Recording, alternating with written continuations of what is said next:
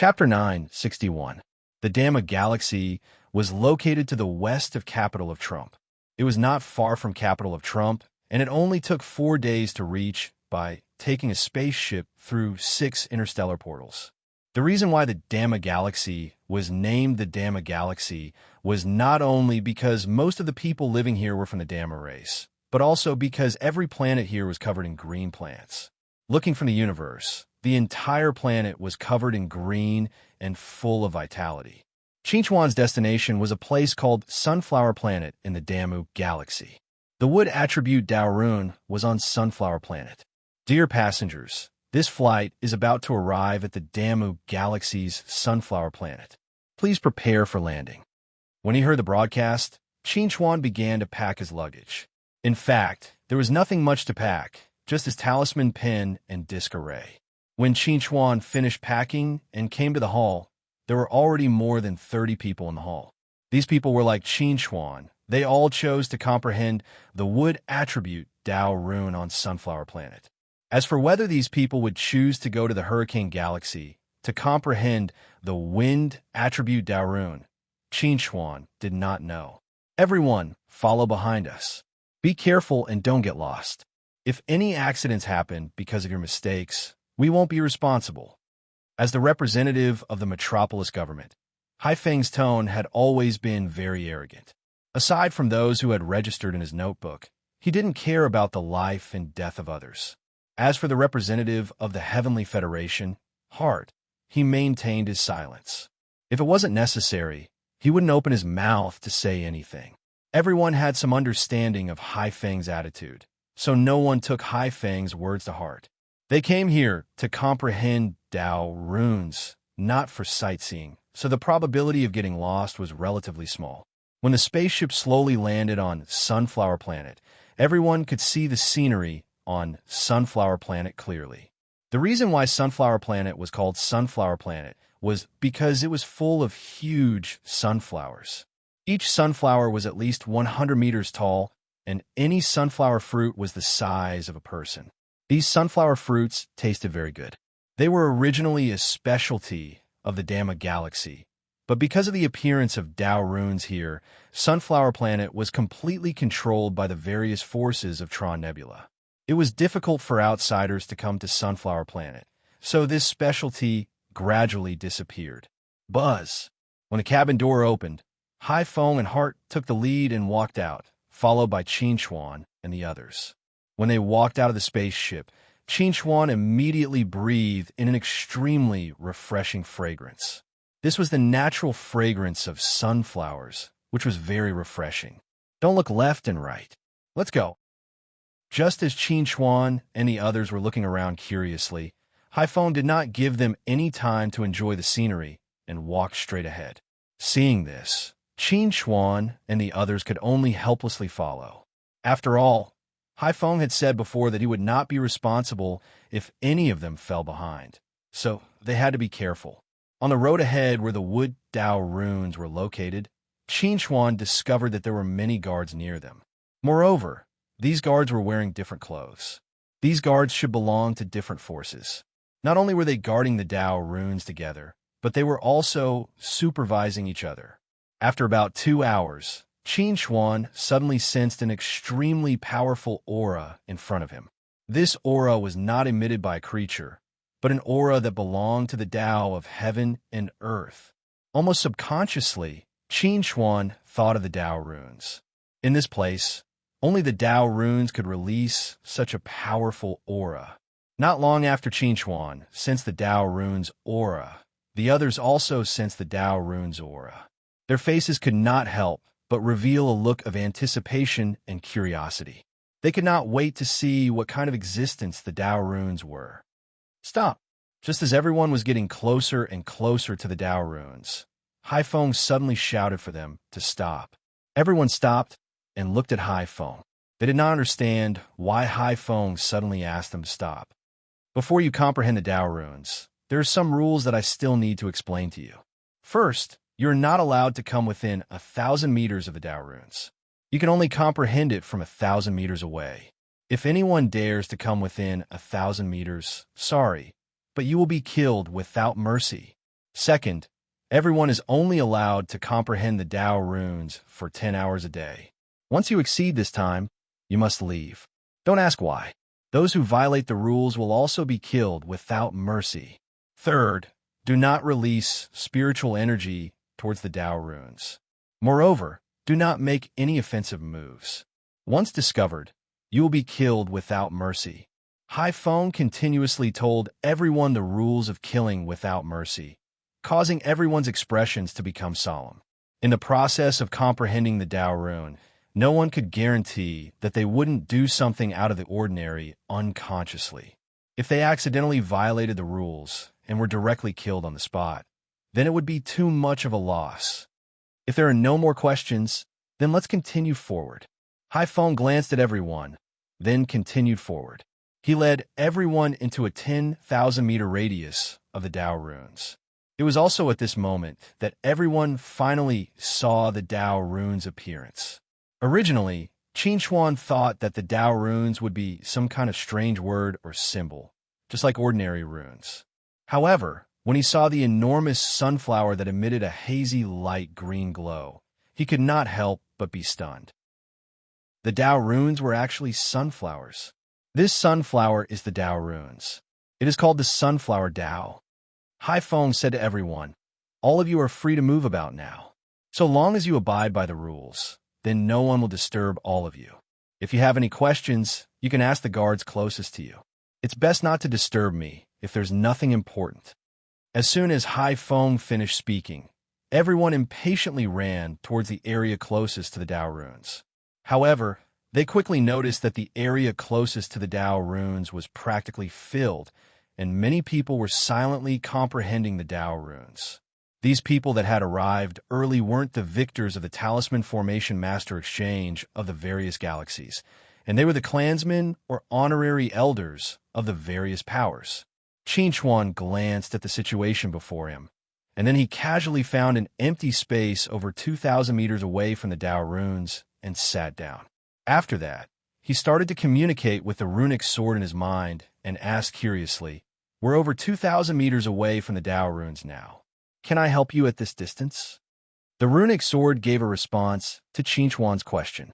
If he wanted to absorb the energy of the Tao runes, then Qin had to be within 100 meters of the Tao runes. Chapter 962. After receiving the runic sword's response, Qin couldn't help but frown. According to Haifeng's previous rules, he would be killed on the spot if he came within a kilometer of the sunflower path, let alone within 100 meters. According to the runic sword, I have to come within 100 meters of the sunflower path to help it absorb the energy of the sunflower path to repair the sword. However, I have no way of getting within 100 meters of the sunflower path. Is there any way to do this? After thinking for a moment, Qin finally decided to ask for some information before doing anything else. Thinking of this, Qin stood up and walked towards the guard who seemed to be the most cunning and greedy. The guard Qin chose was called Do Ben. He was a member of the Sky Travel Union and came from the Yellow Wind clan.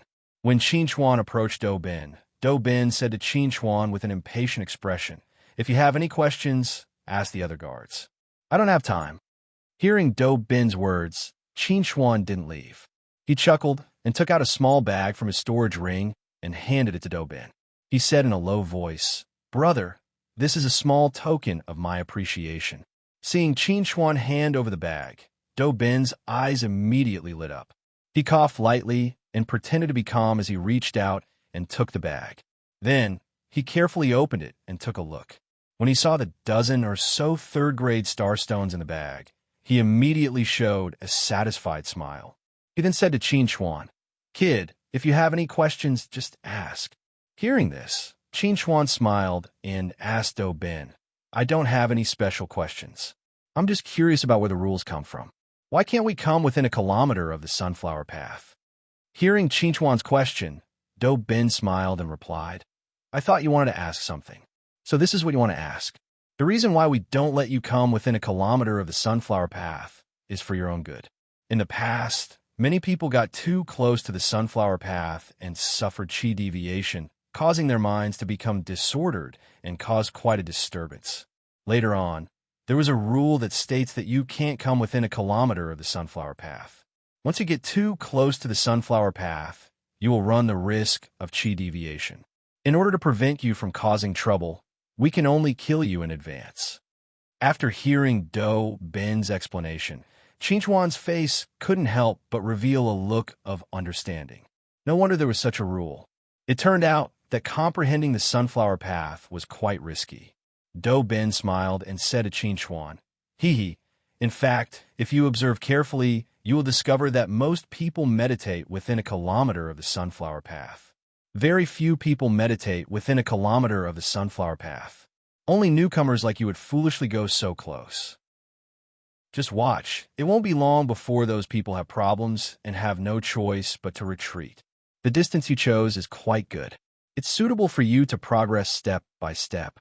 Unfortunately, you only have a month, so you won't be able to comprehend anything." Qingchuan nodded and was about to ask the next question when Do Ben grinned and said, "I've already answered one of your questions. We're even now."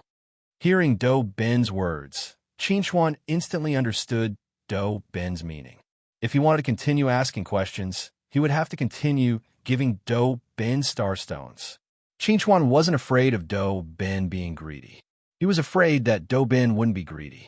After Do Ben expressed his attitude, he immediately handed over another bag of star stones. Do Ben's face immediately bloomed with a smile. He was very satisfied with the second bag of star stones that Qingchuan handed over. He said indifferently, "All right, you can continue asking questions." Qingchuan immediately asked curiously, "Is there any way to get within 100 meters of the sunflower path?" Hearing Qingchuan's question, Do Ben's expression immediately became vigilant. He asked, "What are you planning to do?" "I'm warning you, don't mess around."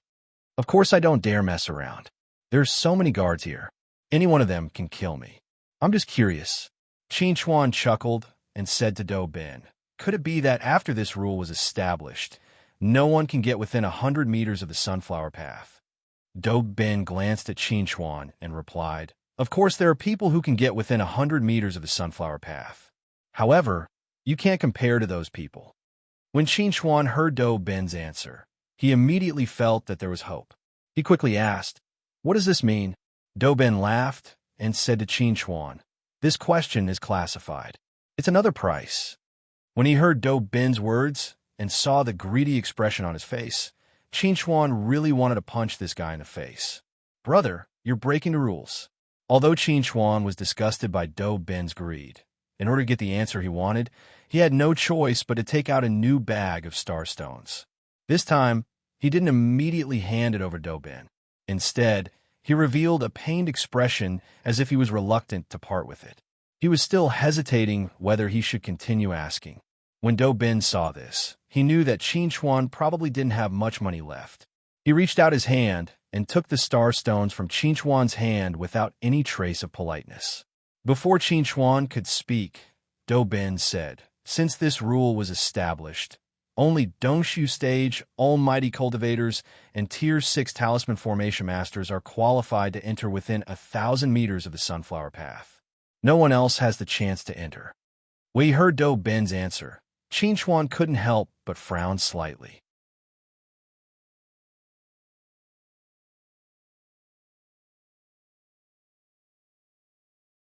Chapter 963. On the top floor of a high-class office building, a beautiful girl in a black uniform was sitting on the edge of the rooftop. Her legs were dangling outside, swinging casually. She looked down at the steel city below, chewing gum in her mouth nonstop. "Venerable, there's news from the clan." A black figure suddenly appeared behind the girl and respectfully knelt on the ground, reporting the news from afar. Hearing the black figure's words, the girl said indifferently, "Speak." The black figure immediately replied, "Envoy Oman is dead. The clan wants us to investigate this matter thoroughly and give them a reasonable explanation." The young girl raised her eyebrows slightly and said with a smile, "I was wondering where that guy went to enjoy himself. So he went to the 9 underworlds. Reply to the clan that I will send someone to investigate this matter and give the clan a satisfactory answer." "Yes." The black figure accepted the order and left. The girl slowly stood up and stood on the edge of the rooftop. She stretched her waist, showing off her perfect figure incisively and vividly. But it was a pity that no one could appreciate this beautiful scene. I really haven't moved for many years. I don't know which old guy didn't want to live anymore and killed that idiot Oman. But it doesn't matter. When I find you, I will definitely make you suffer. Hee hee hee.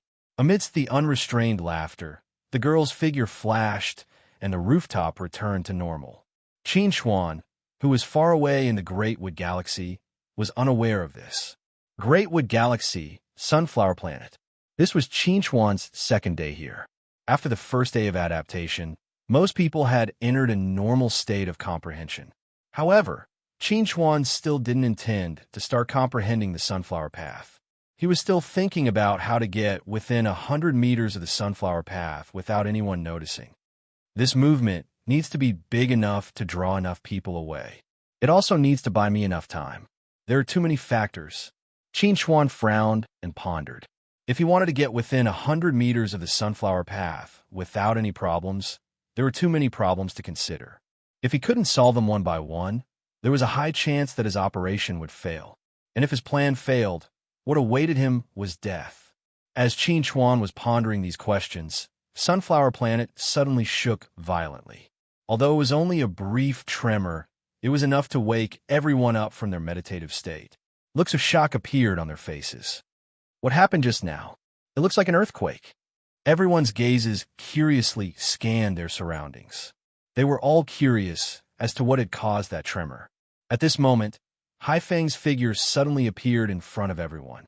When they saw Hai Feng's gloomy face, the noisy crowd immediately quieted down. Don't quarrel.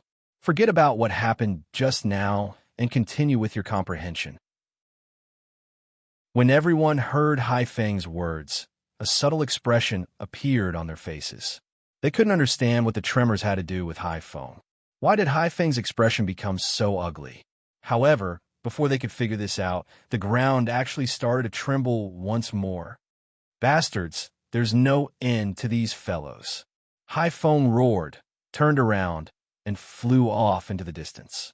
When everyone saw Hai Feng leave, they immediately started to whisper again. They all wanted to know what was going on. At this moment, Qin Xuan was already quietly walking towards Do Ben, who was standing not too far away.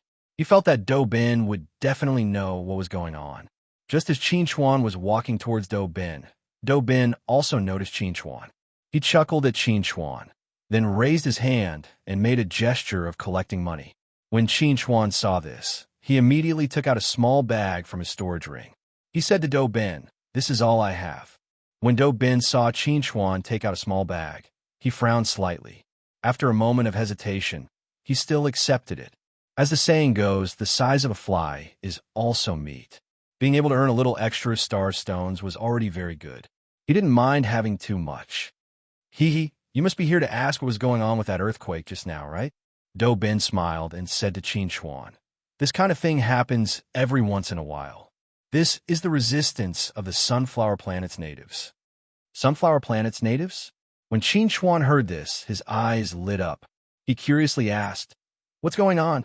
Do Ben lightly coughed and said to Qin Xuan, "To put it simply, Sunflower Planet was originally inhabited by some natives of the Bigwood tribe.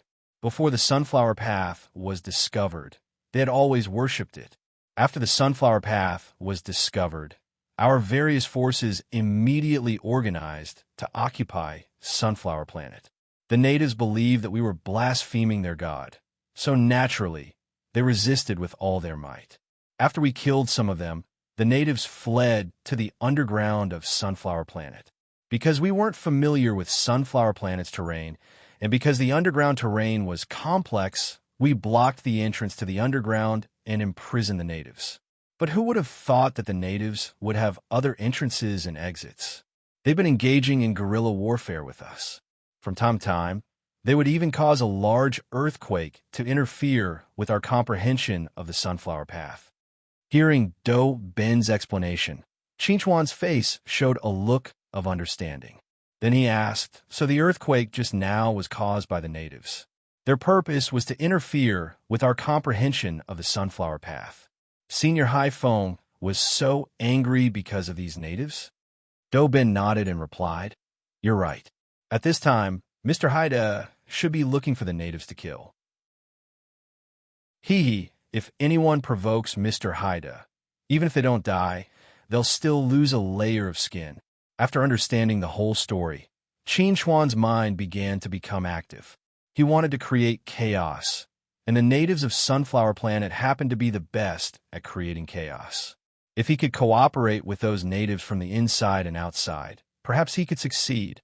Thinking of this, Qin Chuan looked at Do-bin and said, "Senior, thank you for your explanation. Goodbye." Seeing Qin Chuan shake his head, Do-bin smiled at Qin Chuan and said, "There's no need to be polite with me. If you have any questions in the future, you're welcome to look for me at any time. As long as there's a gift, it's fine." Hearing Do-bin's words, Qin Chuan didn't know whether to laugh or cry. If it weren't for Do-bin's greedy and timid nature, he wouldn't have wasted so much effort on Do-bin. At this time, Qin Chuan had returned to being alone. Now, he needed to consider how to contact the natives of Sunflower Planet and how to convince them of his sincerity in cooperating. Chapter 964. Just as Qin Chuan was thinking about how to get in touch with the natives of Sunflower Planet, the earth trembled for the third time. This time, it was even more violent than the previous two. Less than 100 meters away from Qin Chuan, the ground suddenly split open, and dozens of figures that looked like sunflowers jumped out. They shouted loudly and launched a fierce attack on the surrounding people. Seeing this scene, Qin Chuan's eyes lit up. He was still worrying about how to get in touch with the natives of Sunflower Planet. Who would have thought that they would deliver themselves to his doorstep? However, from the looks of it, the natives of Sunflower Planet had no intention of communicating with them. They were clearly here to destroy them. Asterisk bang. Asterisk a green seed suddenly exploded beside Qin Chuan, releasing a green smoke that spread out in all directions. The smell of the smoke was extremely pungent, and it smelled like a combination of smoke and tear gas. Even deity transformation cultivators would not be able to withstand it for too long. Qin Chuan was just about to charge out of the smoke when a hand suddenly reached out from behind and hit Qin Chuan. Qin Chuan felt a wave of dizziness, and he quickly lost consciousness.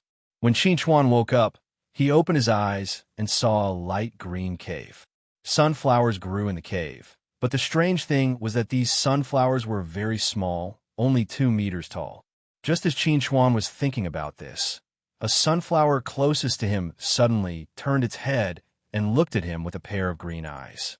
At this moment, Qin Chuan suddenly realized that these 2-meter-tall sunflowers were not flowers, but natives of Sunflower Planet. Jaligulu, the natives of Sunflower Planet, spoke a string of words that Qin Chuan could not understand at all.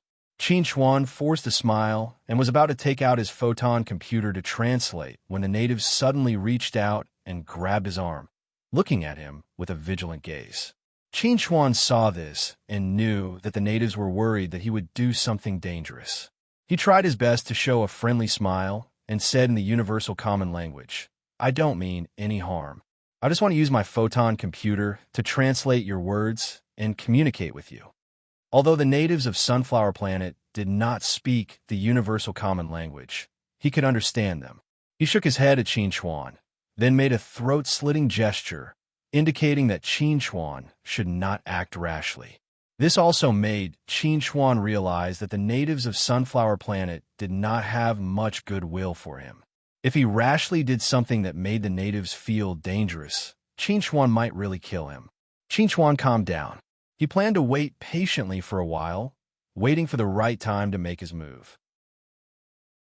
When Qin Chuan swept his gaze towards the surroundings, he noticed that there were many other talisman formation masters who had been captured like him. Moreover, they were basically all newcomers that had just arrived here with him. At this moment, most of them were still unconscious and hadn't regained consciousness. Just as Qin Chuan was looking around, a group of Sunflower Planet natives suddenly came into the cave. The aura of these natives was much stronger than the ones around Qin Chuan, and they were all over 3 meters tall. "Wake them up." To Qin Chuan's surprise, These newcomers could actually speak the universal common language. This made Qin Xuan very happy. When he communicated with them later, he would not need to rely on the photon computer to translate. This was really too convenient. Following the order of the leader of the natives, the young natives in the surroundings immediately woke everyone up. After they woke up and saw their surroundings, not only did they not panic, but they even hooted at the leader of the natives. "You better let us go immediately. Otherwise, when our army arrives, you won't even have a place to stay. You will all die. Yes, let us go immediately and send us back to the surface. This is your only way out." Hearing these people's shouts, Qin Xuan could not help but feel a headache. What was a pig teammate? This was a pig teammate. You're in other people's territory and are their captives. Can't you keep a low profile? Being so high profile will get you killed. Just as Qin Xuan was thinking about this, the leader of the natives pointed at the one who hooted first and ordered, "Kill him." Following the leader's order, the young natives in the surroundings immediately took action. Seeing this scene, the arrogant look on the face of the one who hooted immediately turned into panic. He hurriedly said, "What are you doing? You can't. Pucci." Before he could finish his words, the natives in the surroundings had already twisted his head off and tossed it to the side. Seeing this scene, everyone seemed to have their throats locked and could not make a single sound. The few who hooted with the natives were even more terrified, afraid that their heads would be twisted off like this. "My name is Gouda. I am the leader of the resistance army of Sunflower Planet." The leader of the natives looked around at everyone. "I am also the natives you call. To us, you are invaders, bad people who destroyed our home. I'm already being extremely lenient by not killing you immediately. Therefore, you better keep quiet and don't try to provoke me." Hearing Gouda's words, everyone looked at Gouda. At this moment, there was no longer any arrogance in their eyes, only fear and nervousness. "The reason why we captured you today is because we hope to use you to exchange for the captives." Gouda said to everyone, "Your leader has captured our warriors, and we need you to exchange for them. Therefore, before this exchange is completed, you better not do anything improper. Also, if your leader kills our warriors, you will be killed as well." When everyone heard Gouda's words, their expressions became extremely solemn. The leader that Gouda mentioned should be Haifeng. Based on Haifeng's character, he might have already killed the captives of the resistance army to vent his anger. As for the lives of these people, Haifeng wouldn't care at all. After saying this, Gouda ordered the people around him, "Lock these captives up separately to prevent them from colluding and causing trouble. If anyone is found to be trying to do anything improper, there is no need to report it. Immediately kill them." Just as Gouda was about to turn around and leave, his heart trembled slightly. He slowly turned around and looked at Qin Xuan.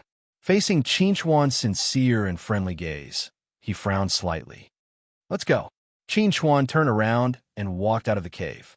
Qin Xuan didn't do anything else and allowed the Sunflower Planet Resistance Army to take him to another place to imprison him. Chapter 965. Clang.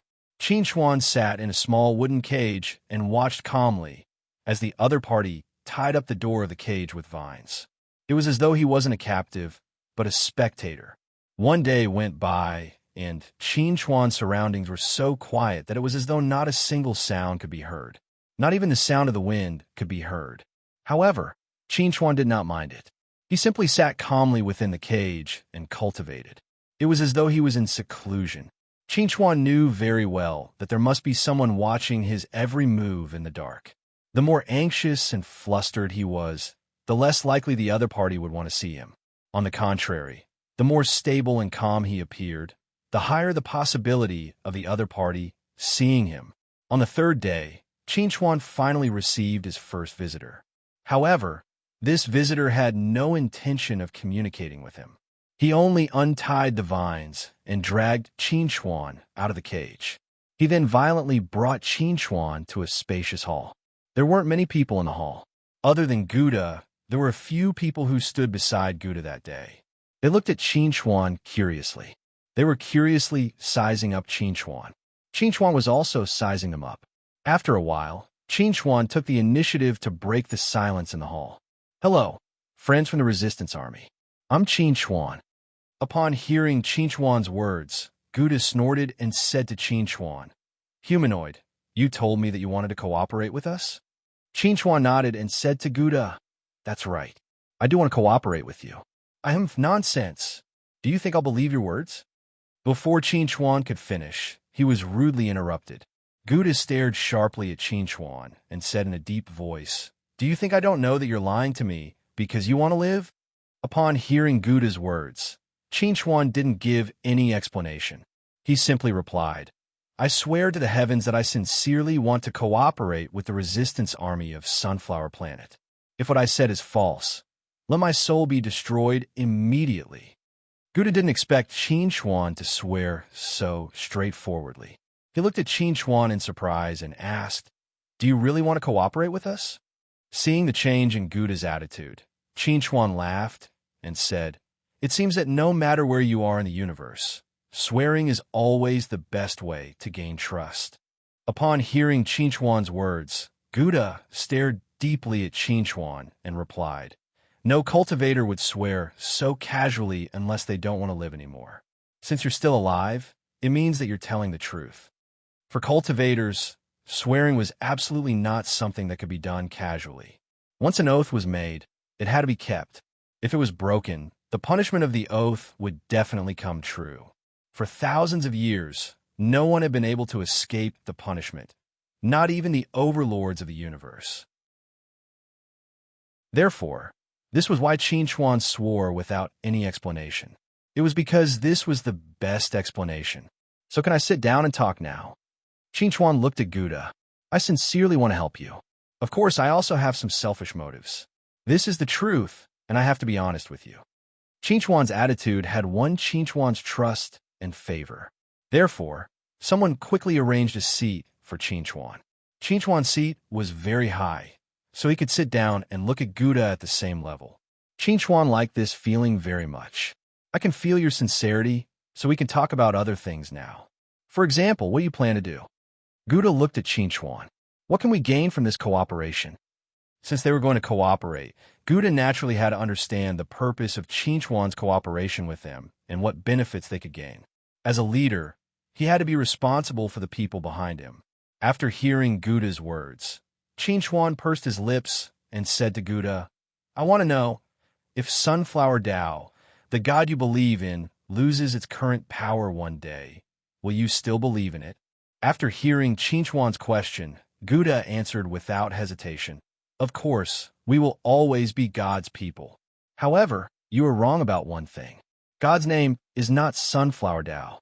That is the name you outsiders gave God. God's name is God's Sunflower." Qin Chuan looked at Gouda meaningfully and said in an extremely serious tone, "Okay, no matter what God's name is, I have a way now. As long as you are willing to cooperate with me, there's a great chance that I can help you return to God's Sunflower side." Ground Camp. After learning that Sunflower Planet's resistance army had captured many captives, High Phone was furious. He turned around and wanted to kill the captives he had just captured to vent his anger. Fortunately, the representative of the Heavenly Federation, Heart, stopped him. "Mr. Haida, don't be impulsive. The enemy must have captured our people because they want to exchange captives with us. If you kill these captives, our people will also be killed." Heart said to High Phone, "This won't do us any good." "Exchange captives?" High Phone was furious. "Even if those captives are all dead, I won't agree to exchange captives with those aboriginals." After hearing Hai Feng's words, Heart's expression immediately changed. He quickly said to Hai Feng, "Mr. Haida, look around and be careful with your words." After hearing Heart's advice, Hai Feng subconsciously looked around. When he saw the dissatisfied gazes looking at him, he immediately calmed down. Among the captives, there was no lack of symbol array masters who had already surrendered to them. The words he had just said clearly showed that he didn't care about the lives of these captives. He still treated them as outsiders and didn't care about them.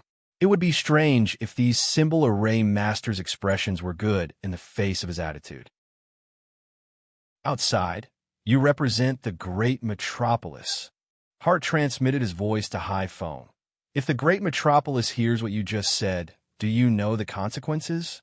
At this moment, Haifeng had already calmed down. He also thought about the consequences of his words being spread. His expression immediately became serious, and he said in a deep voice, "I was too agitated just now. I was momentarily blinded by anger and said those irrational words. I will definitely actively communicate with the aboriginals of Sunflower Planet and discuss the matter of exchanging captives." Everyone saw that Haifeng had changed his attitude. He had already verbally admitted his mistake and admitted defeat. Their gazes towards Haifeng also became normal. However, if Haifeng were to say one thing and do another, then they wouldn't be so good-tempered. Chapter 966. After the Sunflower Planet Resistance Army took the initiative to contact them, Haifeng immediately sent out a negotiation team to negotiate with them. Both sides agreed on the exchange of captives, but there were some differences in the location of the exchange. The Great Metropolis wanted to conduct the exchange on a plain far away from the Sunflower Road, while the Sunflower Planet Resistance Army wanted to conduct the exchange close to the Sunflower Road, preferably within 100 meters. Neither side was willing to give in on this disagreement, so the two sides parted on bad terms, and the first negotiation was declared a failure. After the negotiation team returned to the camp and reported to Haifeng, Haifeng couldn't help but frown and ask in confusion, "Why do they insist on conducting the exchange within 100 meters of the Sunflower Road? Do they have other ideas? Do they want to destroy the Sunflower Road and fight us to the death?" Hearing Haifeng's question, Hart shook his head and said, "I don't think the probability is high. The Sunflower Road is just a Dao to us, so even if it's destroyed, the loss won't be too great. But to those aboriginals, the Sunflower Road is the god they believe in. I can guarantee that if anyone wants to destroy the Sunflower Road, those aboriginals will be the first to disagree. They will protect the Sunflower Road even if it costs them their lives." Haifeng frowned and said, "Then why do they insist on conducting the exchange within 100 meters of the Sunflower Road?" Hart pondered for a moment, then replied, "Could it be because they are worried that we will suddenly attack them after the exchange? Our spiritual force and spiritual force will be greatly affected within 100 meters of the Sunflower Road, but those aboriginals won't be affected. Perhaps they only want to protect themselves, which is why they chose to conduct the exchange within 100 meters of the Sunflower Road." Hearing Hart's conjecture, Haifeng coldly snorted and said, "Those aboriginals are really narrow-minded. Sai, no matter what, we have to conduct the exchange with those aboriginals. If we give up on the negotiation because of this matter, then your previous words will become a fatal weakness, and we will be attacked by everyone." Hart helplessly looked at Haifeng. "If you didn't speak out of turn, we wouldn't be in this mess now." Haifeng's expression couldn't help but become unsightly. Although Hart's words were reasonable, he didn't want to admit that this was the result of his own mistakes. "Then let's do as those natives say." Haifeng snorted, "When the time comes, you can go." "I won't go." Seeing that Haifeng wanted to leave everything to him, Hart helplessly smiled bitterly and said, "All right, I'll go when the time comes. You can handle the rest." In the catacombs, Qin Xuan had been arranged to rest in a relatively good room after the discussion of the cooperation that day. He had been waiting for the results of the negotiations between the Sunflower Planet Resistance Army and the metropolitan government. On this day, just as Qin Xuan was cultivating, Gouda suddenly sent someone to invite him to the previous hall. Qin Xuan walked into the hall and smiled at Gouda. "Leader, you invited me here today because you have already reached an agreement with the metropolitan government, right?" Gouda nodded and said to Qin Xuan, "The other party has already agreed to carry out the exchange of captives within 100 meters of God's Sunflower. The time is set for tomorrow morning. Now, can you tell me what your plan is?" Qin Xuan chuckled and said to Gouda, "Then let me confirm again. You all believe in God's Sunflower. Even if God's Sunflower loses its divine power, it won't matter, right?" Gouda nodded and said, "Yes, we believe in God's Sunflower. No matter what happens to God's Sunflower, we will continue to believe in God's Sunflower." Hearing Gouda's confirmation, Qin Xuan smiled and said to Gouda, "The metropolitan government values your God's sunflower because of its divine power. If God's sunflower loses its divine power, it will still be your God's sunflower, but it will no longer be the sunflower path of the metropolitan government. At that time, the metropolitan government will most likely give up on God's sunflower and give up on occupying Sunflower Planet. This way, God's sunflower will naturally return to your side." Hearing Qinchuan's words, Gouda's expression changed slightly. He asked with some surprise, "You have a way to make God's sunflower lose its divine power?" Qinchuan nodded and said to Gouda, "I do have a way to make your God's sunflower lose its divine power. However, I need to be within 100 meters of God's sunflower in order to do so. This is also the reason why I asked you to set the exchange of captives within 100 meters of God's sunflower." Gouda looked deeply at Qinchuan and asked, "If God's sunflower loses its divine power, will the metropolitan government destroy God's sunflower? Forgive me for being blunt, but I can't be sure about this." Qinchuan pursed his lips and said with a serious face, "However, you have to understand that it is almost impossible for you to return to God's sunflower side without paying any price and making any sacrifices. Now, you only have two choices. Either you take a gamble, as I said, or you continue to curl up in this underground cavern and be a resistance army for the rest of your lives." Hearing Qinchuan's words, Gouda's expression suddenly turned ugly. He said in a low voice, "You are using me. No matter what we choose during the exchange of captives tomorrow, you will make God's sunflower lose its divine power, right?" Qinchuan sighed and said to Gouda, "I have told you before that I have my own selfish motives. I have also asked you about this before. Even if God's sunflower loses its divine power, it will still be your God's sunflower.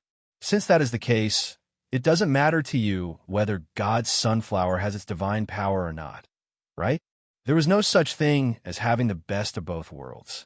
If Qinchuan wanted to repair the runic sword, then the resistance army of Sunflower Star had to make a certain sacrifice and take a gamble. He could not give up on repairing the runic sword just because he considered the feelings of the resistance army of Sunflower Star. This was the best solution he could think of at the moment. In the face of Qinchuan's honesty, Gouda's expression changed again and again. Now that the arrow was knocked on the bow, it had to be released. Even if he changed his mind now, it was already too late. Just as Qinchuan had said, if they did not take this gamble, they might not be able to return to God's sunflower side for the rest of their lives. "All right, I will take the gamble." Gouda gritted his teeth.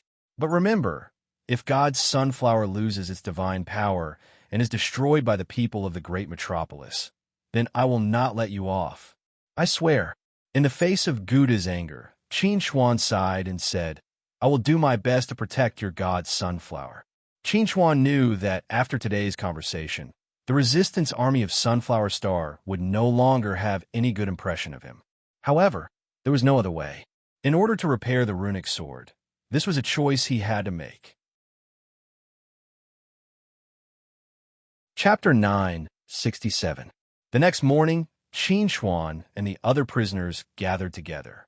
Under the lead of the Sunflower Planet Resistance Army, they passed through the complex and difficult caverns and arrived at the surface. As soon as Qinchuan arrived on the surface, he felt an invisible force affecting his mental strength and spiritual force. When he saw the Sunflower Road about 500 meters away, he understood that it was because he was too close to it. Qinchuan was not the only one who felt this. However, the Sunflower Planet Resistance Army was not affected at all. They had long been used to bathing in the glory of the gods. They only felt warm and comfortable, and would never feel uncomfortable. Not long after the Sunflower Planet Resistance Army brought Qinchuan and the others out, Hard also brought a group of people and captives nearby.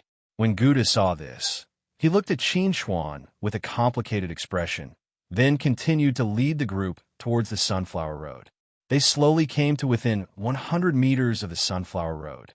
When they entered this range, every member of the Sunflower Planet Resistance Army had tears in their eyes. They kept saying some incomprehensible words to the Sunflower Road, as if they were praying for something. At this time, The others had no time to care about what the Sunflower Planet Resistance Army was doing, because they were already feeling dizzy and extremely uncomfortable. On the surface, Qin was no different from the others. He was also very dizzy and nauseous, but Qin was completely acting. In fact, under the protection of the runic sword, his mind was very clear, and his body did not feel any discomfort. Runic sword, how long will it take you to absorb the power of the Sunflower Road? At this time, Qin had already completed the most difficult task. Next, it would depend on the efficiency of the runic sword. In response to Qin question, the runic sword quickly responded. In order to completely absorb the power of the Sunflower Road, it would need at least 10 minutes. After receiving the runic sword's response, Qin breathed a sigh of relief. 10 minutes was not a long time. It would take about 10 minutes to complete the exchange of captives. It was definitely enough. Gouda, can we start the exchange of captives now? Hart frowned as he looked at Gouda. Even with his strength, he was already feeling a little uncomfortable. If he left too late, it might cause permanent damage to the others. It was better to complete the exchange of captives as soon as possible and leave. Hearing Hart's shout, Gouda, who was kneeling on the Sunflower Road, slowly stood up and said to Hart, "You can't keep occupying the Sunflower Road. The Resistance Army of Sunflower Planet will definitely take it back from your hands. This is our Sunflower Road, not your Sunflower Road." Hart sneered. "Once we've completed the exchange of the captives, if you still want to continue attacking us to seize Sunflower Path, I'll welcome you at any time." Gouda did not respond to Hart's disdain and ridicule. Both sides began the exchange of captives according to the agreement. In order to prevent any accidents from happening during the exchange was done one-on-one. It would take a long time. Although Hart was getting impatient, there was nothing he could do about the stubborn Gouda. He could only endure it. After about 12 minutes, the exchange of captives was finally completed. As the last captive to be exchanged, Qin was like a puppet at the mercy of others. This was because his consciousness was currently immersed in his mind and communicating with the runic sword. "How's the absorption?" Qin could not wait to ask the runic sword. He wanted to know the result. In response to Qin's question, the runic sword quickly responded. The absorption was complete. They could leave now. After receiving the runic sword's response, Qin breathed a sigh of relief. His consciousness returned to his body. He subconsciously looked at Gouda, who was standing opposite him. He gave Gouda a subtle nod, reminding Gouda that the matter had been resolved. The rest was up to fate. In response to Qin's subtle hint, Gouda's expression could not help but become extremely complicated. He did not know whether what he did was right or wrong. However, in order to return to the side of the Sunflower Road, he had to take a gamble. He did not want his people to become people of the catacombs thousands of years later. The exchange of captives is over. Let's go. Gouda led the resistance army of Sunflower Planet back the way they came. Everyone was reluctant to leave, looking back repeatedly with every step they took. When he saw Gouda turn around and leave, Hart's nervous mood quietly relaxed. If Gouda wanted to attack them at this time, they would not be able to withstand it. "Let's go." Hart quickly led everyone into the distance. Everyone was sprinting at full speed. No one wanted to stay here and be tortured by the Sunflower Path. However, no one noticed that the influence of the Sunflower Path on them was dissipating bit by bit. It would not be long before it completely disappeared. Qin did not know how long it would take for the Sunflower Path to be discovered. Therefore, he had to leave Sunflower Planet as soon as possible. This captive incident was a very good excuse. However, when Qin thought of this, someone had already requested to leave before him. "I don't want to stay here any longer. I want to go to the Hurricane Star System to comprehend the Heavenly Wind Path." A Talisman Formation Master who was clearly frightened by the resistance army of Sunflower Planet made his request to Haifeng with a trembling voice. When Haifeng heard this request, he frowned slightly. Although he was displeased, he did not say anything unpleasant. This was because he could understand these people's thoughts. After all, everyone was here to comprehend the Tao Rune, not to fight the resistance army of Sunflower Planet. compared to staying on Sunflower Planet, which was often in turmoil. Going to the Hurricane star system to comprehend the heavenly wind path was clearly a better choice. Who else wants to leave? Say it all at once. Hyphone looked at everyone. This is in accordance with the rules. You can all leave together now. Otherwise, you'll have to wait for the next spaceship. Hyphone could not be bothered to wait for the others to step forward one by one. He simply took the initiative to ask. When they heard Haifeng's words, dozens of figures immediately stepped forward. Most of these people were the captives who had just been exchanged. Qinchuan was also mixed in with them.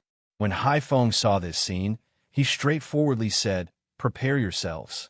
The spaceship will depart in an hour." Everyone rested quietly in the camp for about 40 minutes before they were informed that they could board the spaceship and prepare to depart.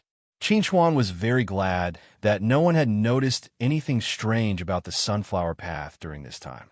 Otherwise, they would not have been able to leave so easily. Hurricane star system, heavenly wind path, I'm coming. Chapter 968. The Hurricane Galaxy was 7 galaxies away from the Great Jupiter Galaxy. It would take at least 10 days to reach the Hurricane Galaxy on a spaceship. Because most of the people had yet to recover from the trauma of being captured, the spaceship was very quiet during these 10 days. When the spaceship arrived at the Hurricane Galaxy and arrived at the heavenly wind planet, everyone left their bedrooms and gathered in the hall. However, even at this time, everyone was extremely quiet. There was almost no sound. Dear passengers, the spaceship has arrived at the heavenly wind planet and will be landing at the heavenly wind planet Starport 1. Please leave the spaceship in an orderly manner. Thank you for your cooperation, and we look forward to your next visit. Following the sweet announcement from the spaceship, Qinchuan and the others walked down from the spaceship and stepped onto the ground of the heavenly wind planet. Just like the Sunflower Planet, the heavenly wind planet was also under the joint management of various forces. However, unlike the Sunflower Planet, the heavenly wind planet did not have any native inhabitants.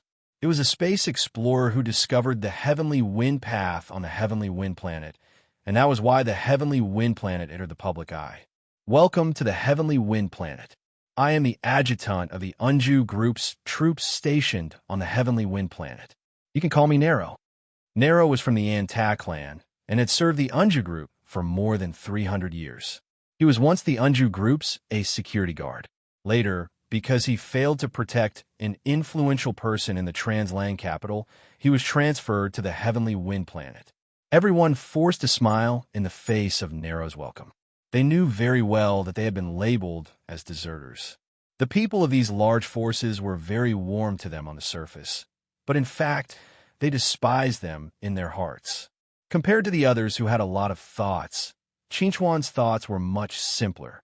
He did not care what others thought of him at all. What he was thinking now was how to get close to the heavenly wind path without anyone noticing. Then, he would let the rune sword absorb the power of the heavenly wind path. That way, his journey of comprehending the Tao rune would be complete. Under Nero's lead, Qinchuan and the others arrived at the heavenly wind planet camp.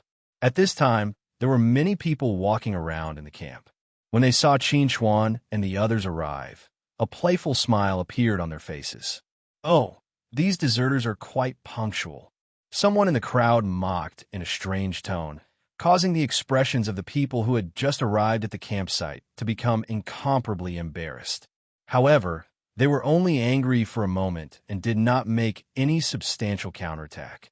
Instead, what they endured was even more unbridled mockery. Ha ha ha, look at them. They look like stray dogs. What a joke. What a bunch of trash.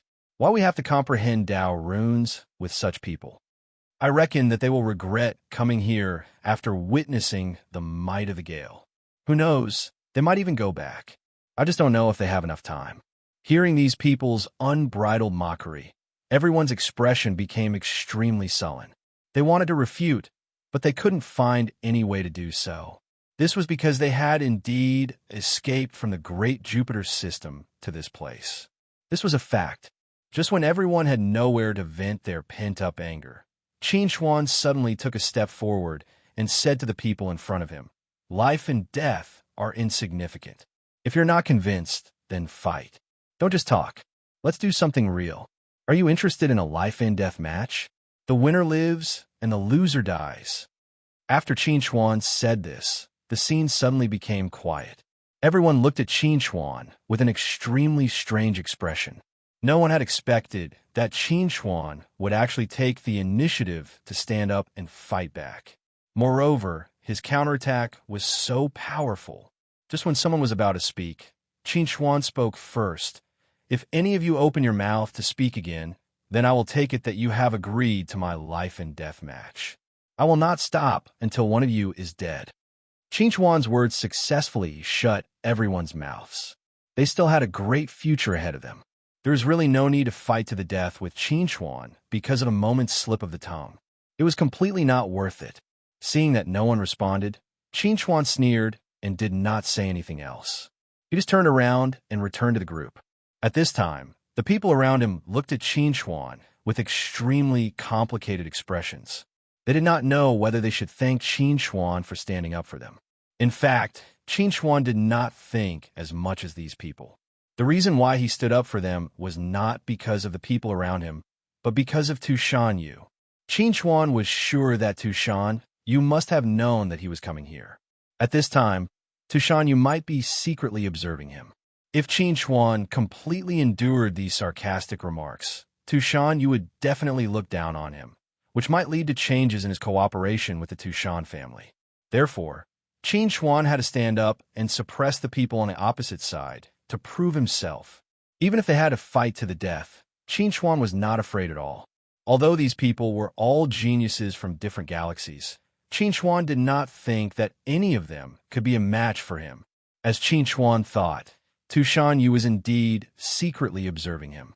Not only Tushan Yu, but also Tushan Yang, the leader of the Tushan family station here. What do you think of this kid?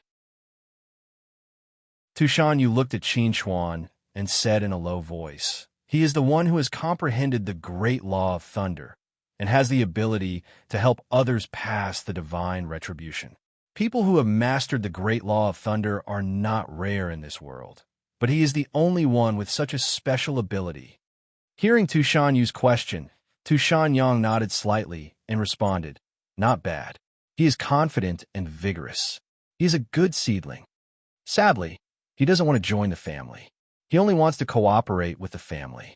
Tushan Yu glanced at Tushan Yang in a subtle way and said, "It's a bit unbelievable that our Tushan family would cooperate with a little divinity cultivator, but in fact, he does have the ability to do so. It's not a bad thing for our Tushan family to be friends with him." In Tushan Yu's eyes, Qin Chuan was indeed nothing compared to the Tushan family. However, based on Qin Chuan's current performance, as long as he didn't die in the future, he would definitely be able to make a name for himself. By making friends with Qin Chuan in advance, Tushan Yu could gain Qin Chuan's favor, and in the future, it would be easier for them to ask for help. "Indeed, we can make friends with him," Tushan Yang responded. "Right now, he may only be able to help divinity cultivators pass the divine retribution, but in the future, when he grows up, he may be able to help Dongshu cultivators pass the divine retribution, or even become a universe overlord." Chapter 969. Comprehending the Sunflower Path had its own rules, and Comprehending the Sky Wind Path also had its own rules. However, compared to the various rules of the Sunflower Path, the rules of the Sky Wind Path were much simpler. Other than not being allowed to leave the Sky Wind Path and not being allowed to directly enter the Sky Wind Path, there were no other special rules. After settling down, Qin Chuan did not immediately head over to comprehend the Sky Wind Path. Instead, he first went around to inquire about the Sky Wind Path. The Sky Wind Path was a huge hurricane that was constantly moving. It did not have a fixed location nor a fixed route. If one wanted to comprehend the Sky Wind Path, they would have to move together with it. Thus, although there was no danger in comprehending the Sky Wind Path, it was still a very troublesome matter. When he heard the news, Qin Chuan was a little surprised. Whether it was the Sunflower Path or the Sky Wind Path, they were completely different from what he had imagined. The Sunflower Path is a huge sunflower, while the sky wind path is a huge hurricane? Could it be that every type of Tao is a natural form that was born from the heavens and earth? Are they not clear symbols? Qin was a little puzzled. He did not know anyone here, so he did not know if he should ask such an ignorant question. He could only ask the runic sword, and the runic sword's answer clearly told Qin that anything with a spirit could become a Tao rune. According to the runic sword's meaning, anything that gave birth to the truth of the great Tao could become a Tao rune. In other words, a Tao rune could be a tree, a gust of wind, or a pen, or a word. There were no rules to speak of. No matter what the Tao rune is, let's go take a look at the sky wind path first. Qin turned on his optical computer, and after confirming the location of the sky wind path with the staff of the sky wind planet, he took a flying shuttle and rushed over. 2 hours later, Qin saw the sky wind path from afar. This was the first time Qin had seen such a huge hurricane in his life. It was as if it covered the sky and covered the sun, turning the surrounding 10,000 li into a world of wind. The shuttle pilot said to Qin, "This is only the outer region of the heavenly wind path. I can only send you up to here. You will have to walk the rest of the way by yourself. If you want to comprehend the heavenly wind path, you have to be at least 1,000 miles away from it." Hearing the pilot's words, Qin asked him curiously, "Can we get within 100 meters?" Hearing Qin's question, the pilot looked at Qin strangely. He stared at Qin for a while before answering, "If you really want to die, you don't have to go within 100 meters. You'll be torn apart by the hurricane if you go within 1,000 miles. After answering Qin's question, the pilot left on the flying shuttle, leaving Qin alone here. Qin looked at the sky wind path in the distance and gritted his teeth. "Damn you, Dobin, you actually dare to lie to me. You even said that I can get within 100 meters of the sky wind path. I really believed you." Originally, Qin thought that he could easily help the runic sword absorb the energy of the sky wind path. But now it seemed like he was thinking too much. No matter what, let's go in and take a look. After observing for a while, Qin plunged into the wind at the periphery of the sky wind path. Although the wind here was very strong, it was nothing to a cultivator. Qin braved the strong wind and walked all the way until he was 3,000 miles away from the center of the sky wind path. Along the way, Qin did not meet a single person. When Qin was 1,000 miles away from the center of the sky wind path, Qin finally met a few talisman array masters who were comprehending the sky wind path. Qin had seen some of these talisman array masters before, but there were some that Qin had never seen before. Most of them were the newcomers of this year. There are only newcomers here. The consecrators of the various powers should be in other directions or even deeper. Qin gazed at the sharp wind that had already materialized in front of him. After pausing for a moment, he took a step forward. After taking this step, Qin suddenly realized that the feeling of being 1,000 miles away and being within 1,000 miles was completely different. When the wind blew on Qin's body from 1,000 miles away, it made Qin feel as if he was being cut by a knife. Although it was painful, it was still within a tolerable range. However, the wind within 1,000 miles was different. The wind within 1,000 miles was like a giant hammer smashing on Qin's body, causing Qin to feel extremely pressured. Not only that, the wind within 1,000 miles was like countless hands tearing at his body, as if it wanted to tear him into pieces. Sometimes it was hammering, sometimes it was tearing. This kind of completely different pressure that existed at the same time caused Qin to feel uncomfortable.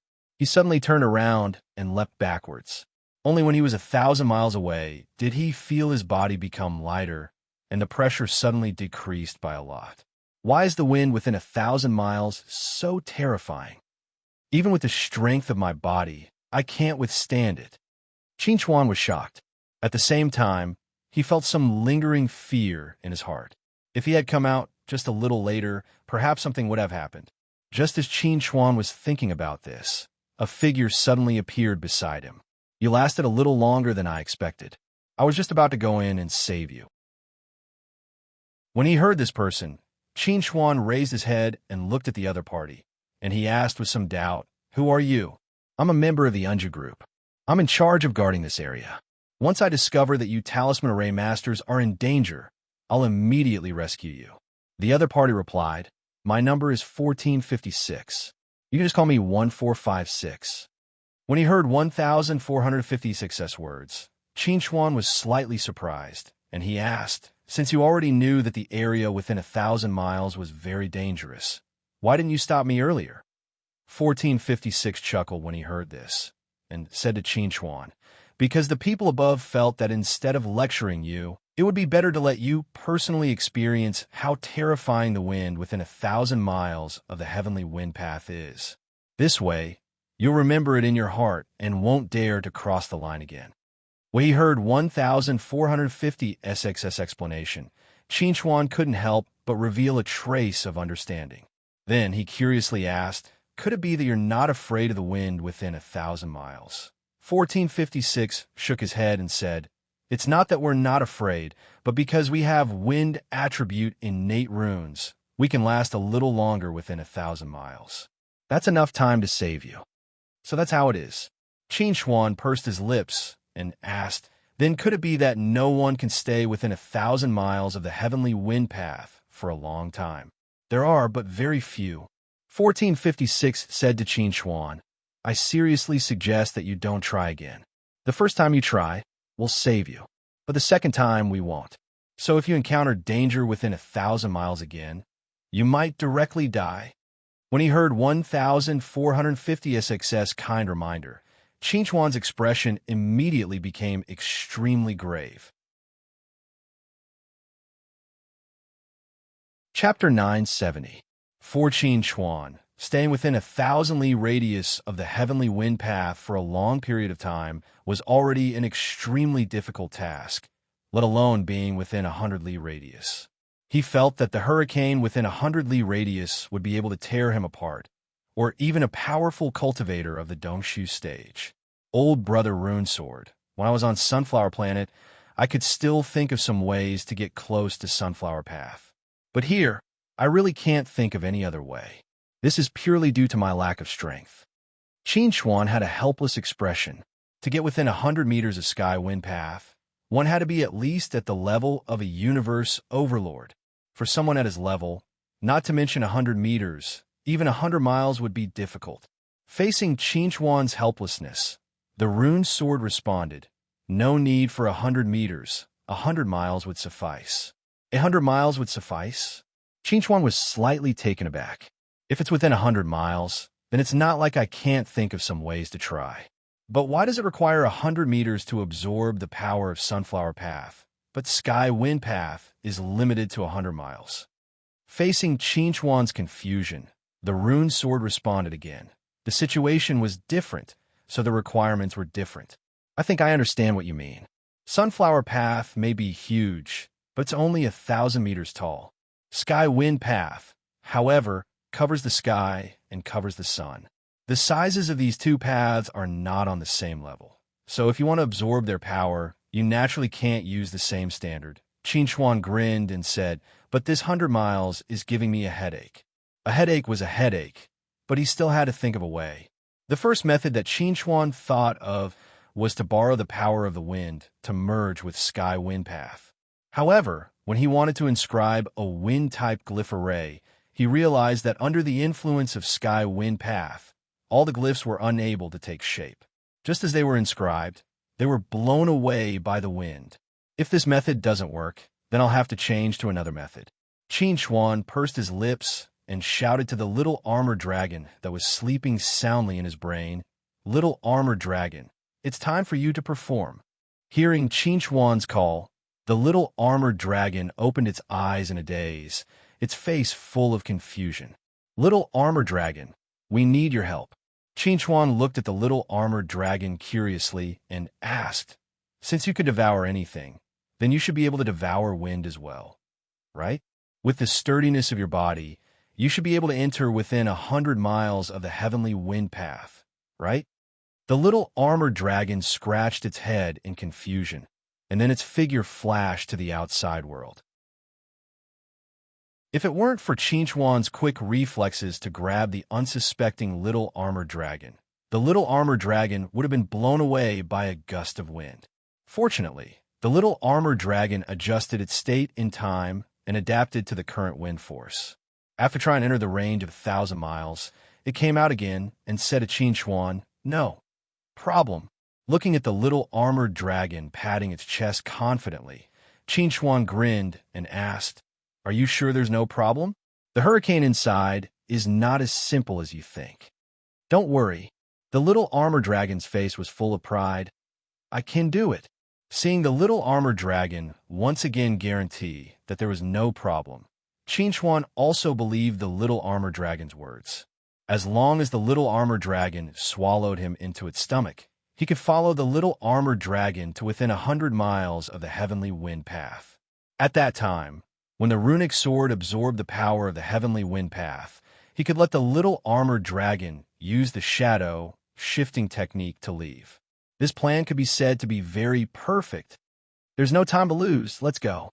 Following Chinchuan's command, the little armored dragon immediately opened its mouth wide and swallowed Chinchuan into its stomach. After that, it turned around and flew towards the depths of the heavenly wind path. Although its speed was not fast, it was still moving forward. The hurricane that was enough to tear Chinchuan apart was indeed unable to cause any harm to the little armored dragon's sturdy body.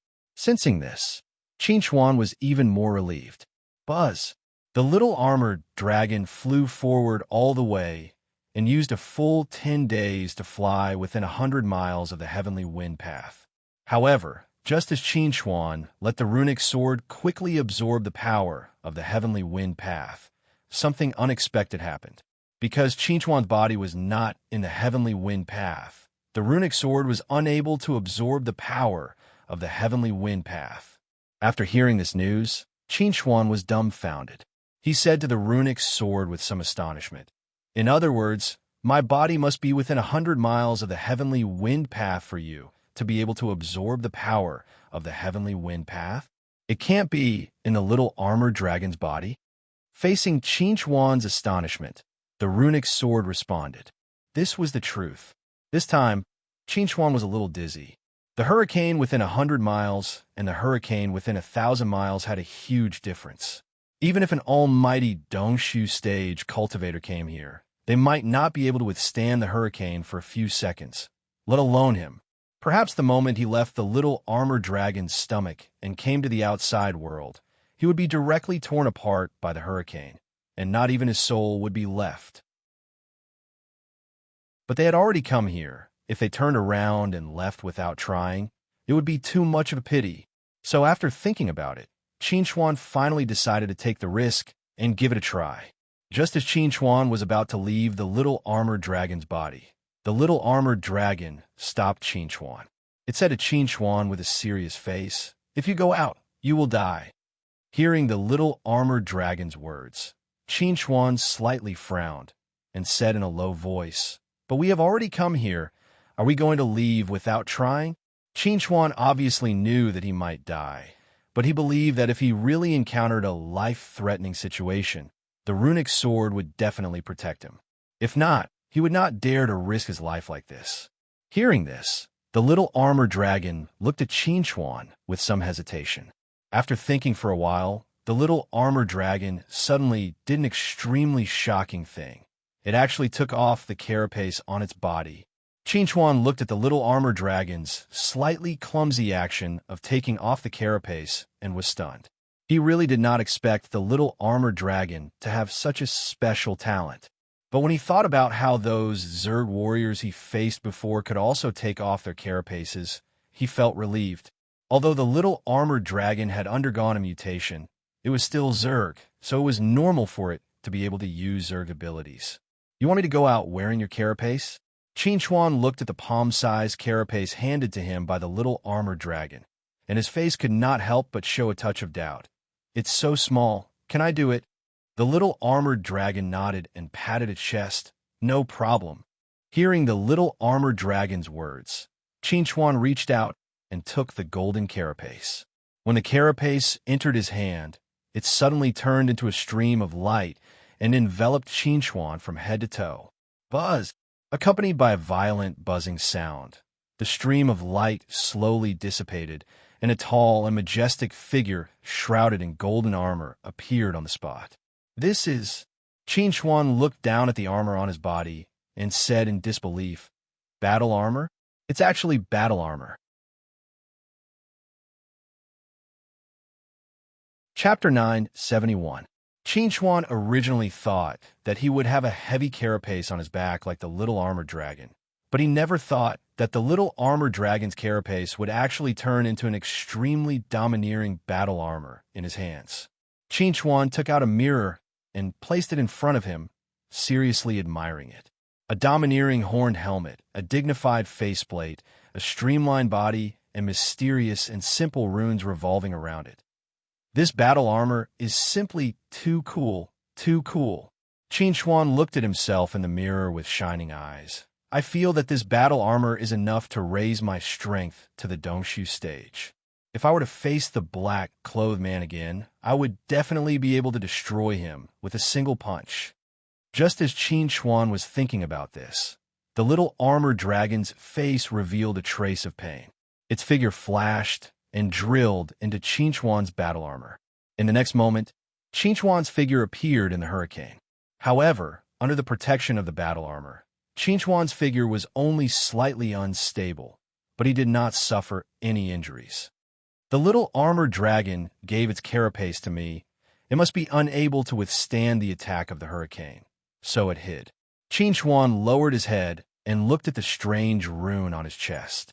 He was very clear that the little armored dragon was currently within the rune. He could sense that the little armored dragon was currently sleepy again. "All right, your mission is complete. If you want to sleep, then sleep. I really have to thank you for today. After we leave here, I will definitely take you to a feast and properly make it up to you." Qinchuan chuckled, then asked the rune sword, "How long will it take to absorb the power of the heavenly wind path?" 3 days. After receiving a response, Qinchuan smiled and muttered in a low voice, 3 days it is.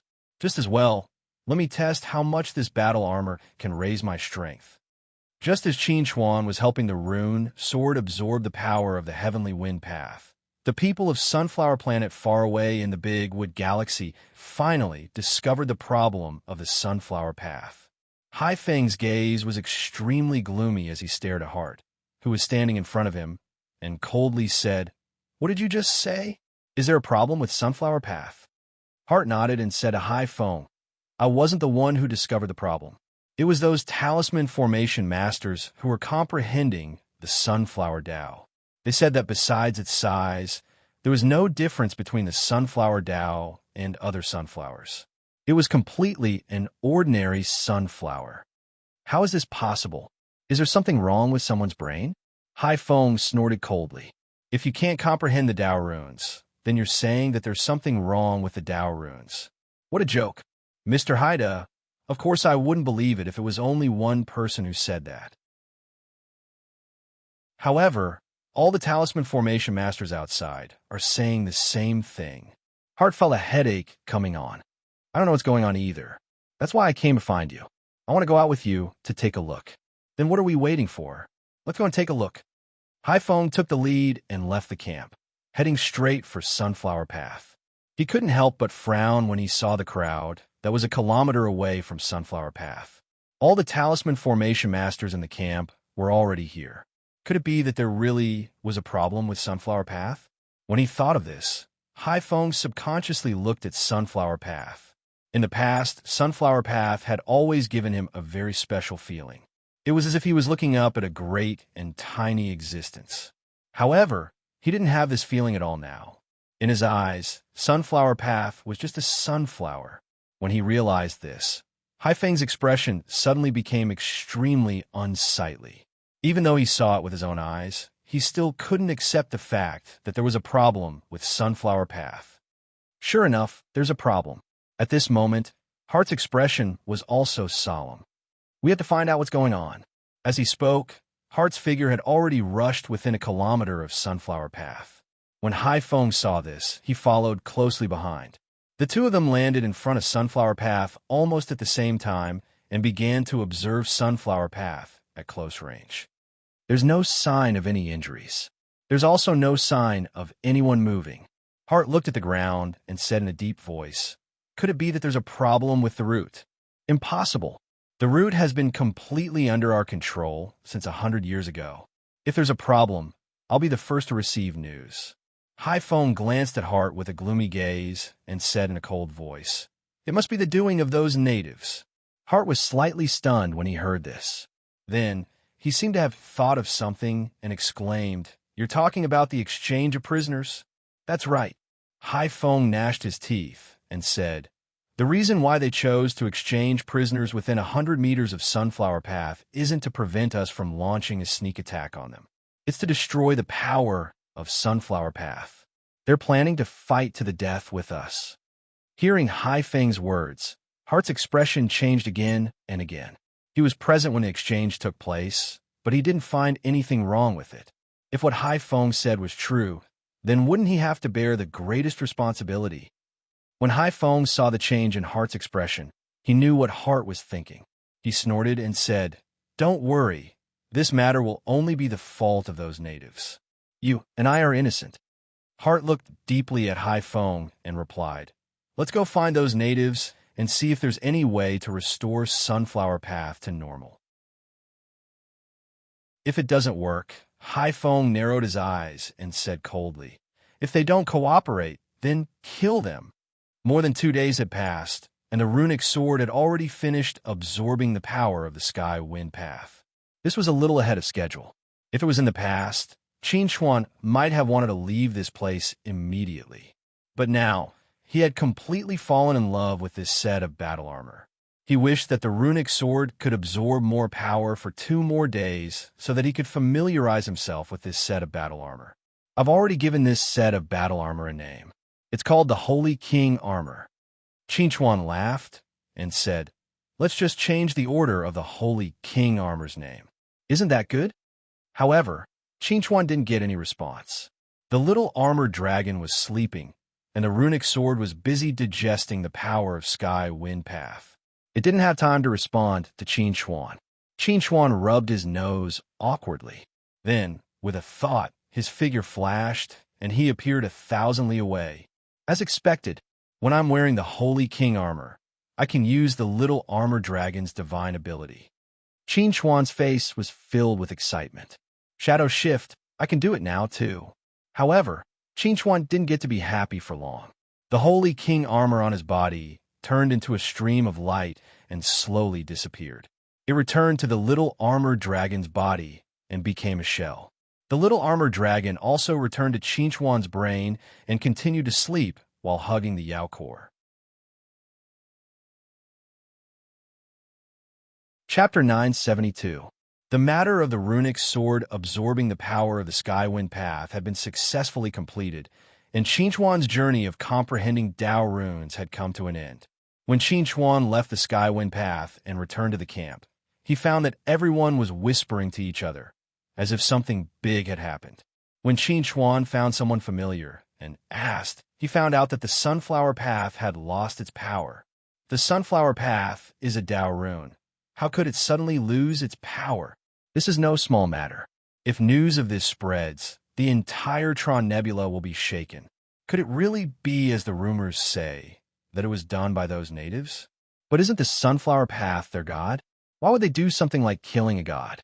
Listening to the discussions around him, Qin Chuan's originally good mood could not help but become somewhat heavy.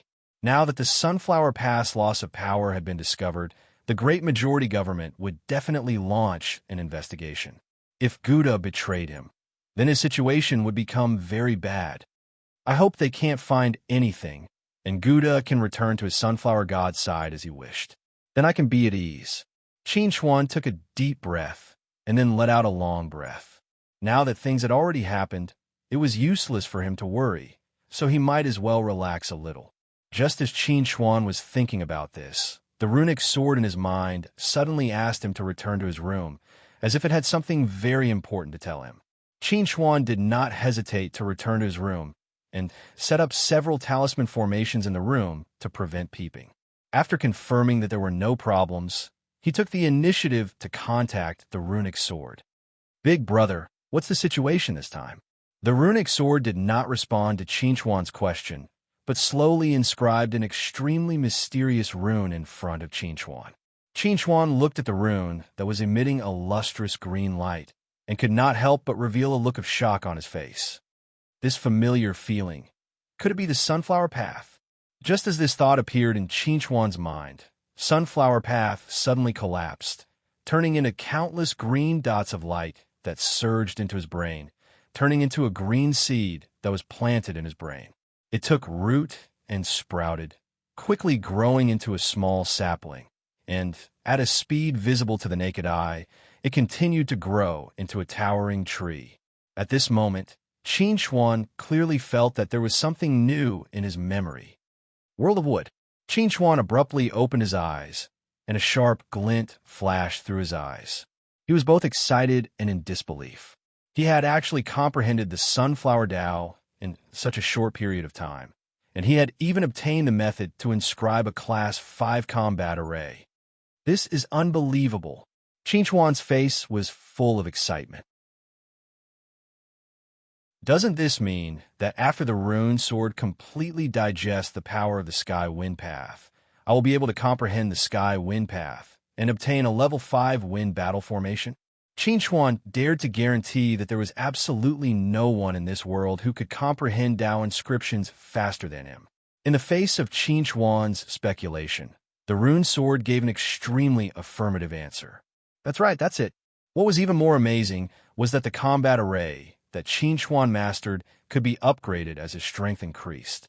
Currently, the World of Wood was indeed a Class 5 combat array, but when Qinchuan became a powerful practitioner of the Dongshu stage, the World of Wood would be upgraded to a Class 6 combat array. If Qinchuan became a universe overlord, the World of Wood would be upgraded to a Class 7 combat array. After receiving the rune sword's response, Qinchuan felt that he was about to burst with joy. Not only did he comprehend the Tao inscriptions in an instant, but he also obtained a combat array that could be upgraded as his strength increased. This was simply too amazing. Is this the life of a cheat? Qinchuan jumped up in excitement. This is simply too awesome. Qinchuan was very clear in his heart that this was only the beginning.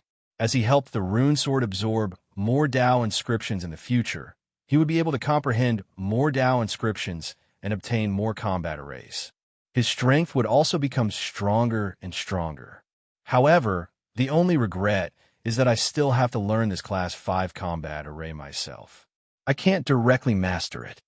Qinchuan smacked his lips with a dissatisfied expression. Seeing Qinchuan's greedy and insatiable look, the rune sword almost wanted to take back the benefits it had just given Qinchuan. It had never seen such a shameless person in this world. Just as Qinchuan was learning the World of Wood, Haifeng and Heart finally found Gouda. "Gouda, what did you do to Sunflower Path?" Haifeng angrily glared at Gouda. "If you can't give me an explanation today, I will kill all of you natives." Heart added, "Gouda, you better cooperate with us. Don't do anything irrational. You definitely don't want all of your clansmen to die, right?" Facing Haifeng and Heart's threats, Gouda appeared very calm. He indifferently said to the two, "God's sunflower has lost its power. It is still our God's sunflower, but it is no longer your sunflower path. You came to find me in hopes that I can help God's sunflower recover its divine power and continue to be your sunflower path, right?" Hearing Gouda's words, Heart slightly narrowed his eyes and asked, "So this was really done by you?" Gouda shook his head and replied, "I didn't do it, but it is related to me and the entire sunflower race." Haifeng immediately said, "Since it is related to you, then tell us what is going on." Facing the aggressive Haifeng, Gouda's face revealed a trace of sadness. His tone was extremely pained as he said, "God's sunflower has lost the worship and prayers of its people. Its divine power has been lost, and after thousands of years, its divine power has naturally dissipated." Hearing Gouda's answer and seeing the genuine sadness on Gouda's face, Heart couldn't help but frown. You mean to say that the reason why Sunflower Path lost its power is because it didn't have the worship and prayers of you people? God Sunflower is a god because it has us who believe in it. Now that we have distanced ourselves from God Sunflower is naturally no longer God Sunflower. Gouda looked to Hai Feng and Heart and said in a subtle tone, if we want God Sunflower to regain its divine power, then we must get close to God Sunflower and worship it day and night. Perhaps after thousands of years, God Sunflower will once again display its divine power, and the light of God will once again shine upon this world. Hai Feng and Heart were stunned by Gouda's words. For a moment, they didn't know how to deal with this matter. The only thing they could do now was to report this matter to their superiors and wait for their reply before making a decision.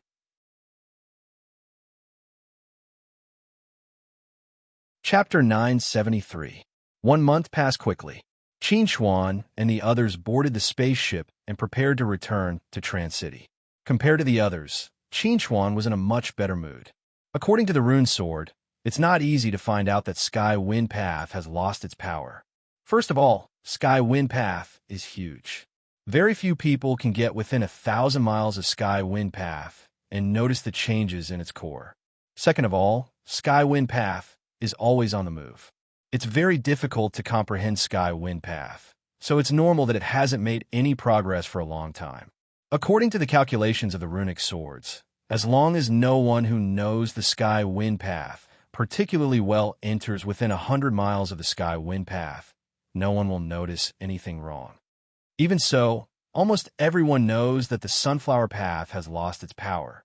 I can't rule out the possibility of those powerful forces sending people to investigate the Heavenly Wind Path. So, it's best for me to be careful. If it's not necessary, I shouldn't expose the fact that I've already comprehended the Tao Rune to avoid arousing suspicion. While Qin Xuan was sitting in the corner of the hall and thinking about these questions, a figure suddenly appeared in front of him and said in a low voice, Mr. Qin, 7th Elder invites you to his room for a chat. Hearing this, Qin Xuan's eyes moved slightly, and he replied, lead the way, we'll go right away. After arriving at Tu Shan Yu's room, Qin Xuan looked at Tu Shan Yu, who was making tea. His mentality was completely different from before. Before, when facing Tu Shan family, he had no power to fight back. All he could do was try his best to deal with them. But now, he had learned the Tao of Tao and mastered a powerful battle formation. Therefore, he was more than confident now. If Tu Shan family made any excessive request to him, he would cut off all ties with them without any hesitation. By then, if Tu Shan family wanted to do anything to him, they should be prepared to have their teeth broken by him. Qin Xuan, have a seat. Seeing Qin Xuan walk in, Tu Shan Yu smiled and invited him to sit down. Looking at the smile on Qin Xuan's face, Tu Shan Yu was suddenly confused. He felt that something was different about Qin Xuan, but he couldn't tell what exactly. 7th Elder, you invited me here to talk about cooperation, right? Qin Xuan chuckled and said to Tu Shan Yu, when we get back to Trang City, I will fulfill my promise. I will carry out the experiment and cooperate with you. Hearing Qin Xuan's words, Tu Shan Yu chuckled and responded, now that you've made it so clear, I won't beat around the bush. Yes, I invited you here to talk about cooperation. While speaking, Tu Shan Yu picked up the teapot and poured a cup of tea for Qin Xuan, asking, Mr. Qin, are you interested in the ancient relics? Qin Xuan smiled and asked, 7th Elder, are you talking about the ancient human relics that your family recently discovered? Hearing Qin Xuan's words, Tu Shan Yu couldn't help but show a trace of surprise on his face. He asked, have you heard about this? Qin Xuan smiled and nodded. To be honest, 7th Elder, not only have I heard about it, but I also have an entrance ticket. Seeing Qin Xuan take out the jade pendant from his storage ring, Tu Shan Yu was really shocked. He didn't expect that Qin Xuan had not only heard about the ancient human relics, but also had an entrance ticket. This made all the preparations he had prepared to make a deal with Qin Xuan with the entrance ticket go to waste. After recovering from the shock, Tu Shan Yu adjusted his mentality and said in a subtle tone, Mr. Qin, you must have gotten the entrance ticket from that super auction, right? By now, except for the VIP guests of the super auction and the ordinary guest who had paid over 1,000,000 star stones for the tickets. Tushan family hadn't given out tickets to anyone else. Therefore, it wasn't hard for Tushan Yu to guess how Qin Chuan got those tickets. Qin Chuan wasn't surprised that Tushan Yu could guess how he got the entrance ticket. He smiled and said to Tushan Yu, "Indeed, I didn't expect to encounter such a good thing on my first super auction. Speaking of which, I have to thank your Tushan family for being so generous." As Mr. Qin said, "You got the entrance ticket from the super auction, so of course, you got it with your own strength. It has nothing to do with the generosity of our Tushan family." Tushan Yu took a deep glance at Qin Chuan and asked, "Mr. Qin, how much do you know about the ancient human relics?" This time, Qin Chuan honestly shook his head and answered, "I know nothing." Since Qin Chuan came to this universe, he had never entered any relics, so naturally, he knew nothing about them. Seeing this, Tushan Yu smiled and said to Qin Chuan, "I want to make a deal with you, Mr. Qin, with some information about the ancient human relics. Are you willing to do that?" Hearing this, Qin Chuan took a deep glance at Tushan Yu and asked, "Seventh Elder, what kind of deal do you want to make with me?" Tushan Yu answered without hesitation, "I have a granddaughter who is now at the early stage of divinity transformation and is about to go through a small tribulation. I hope Mr. Qin can help my granddaughter. As long as Mr. Qin agrees, I will tell you all the information about the relics of the ancient human clan." Hearing Tushan Yu's condition, Qin Chuan pondered for a while, then responded, "Seventh Elder, as long as I can prove that I have the ability to help others go through the trial, I will definitely help your granddaughter." Ha ha! Mr. Qin is really a straightforward person. In this case, I will show my sincerity first and share the information about the ancient human relics with you. Tushan Yu laughed out loud and said to Qin Chuan delightfully, "I believe that Mr. Qin will keep his promise. You won't go back on your word."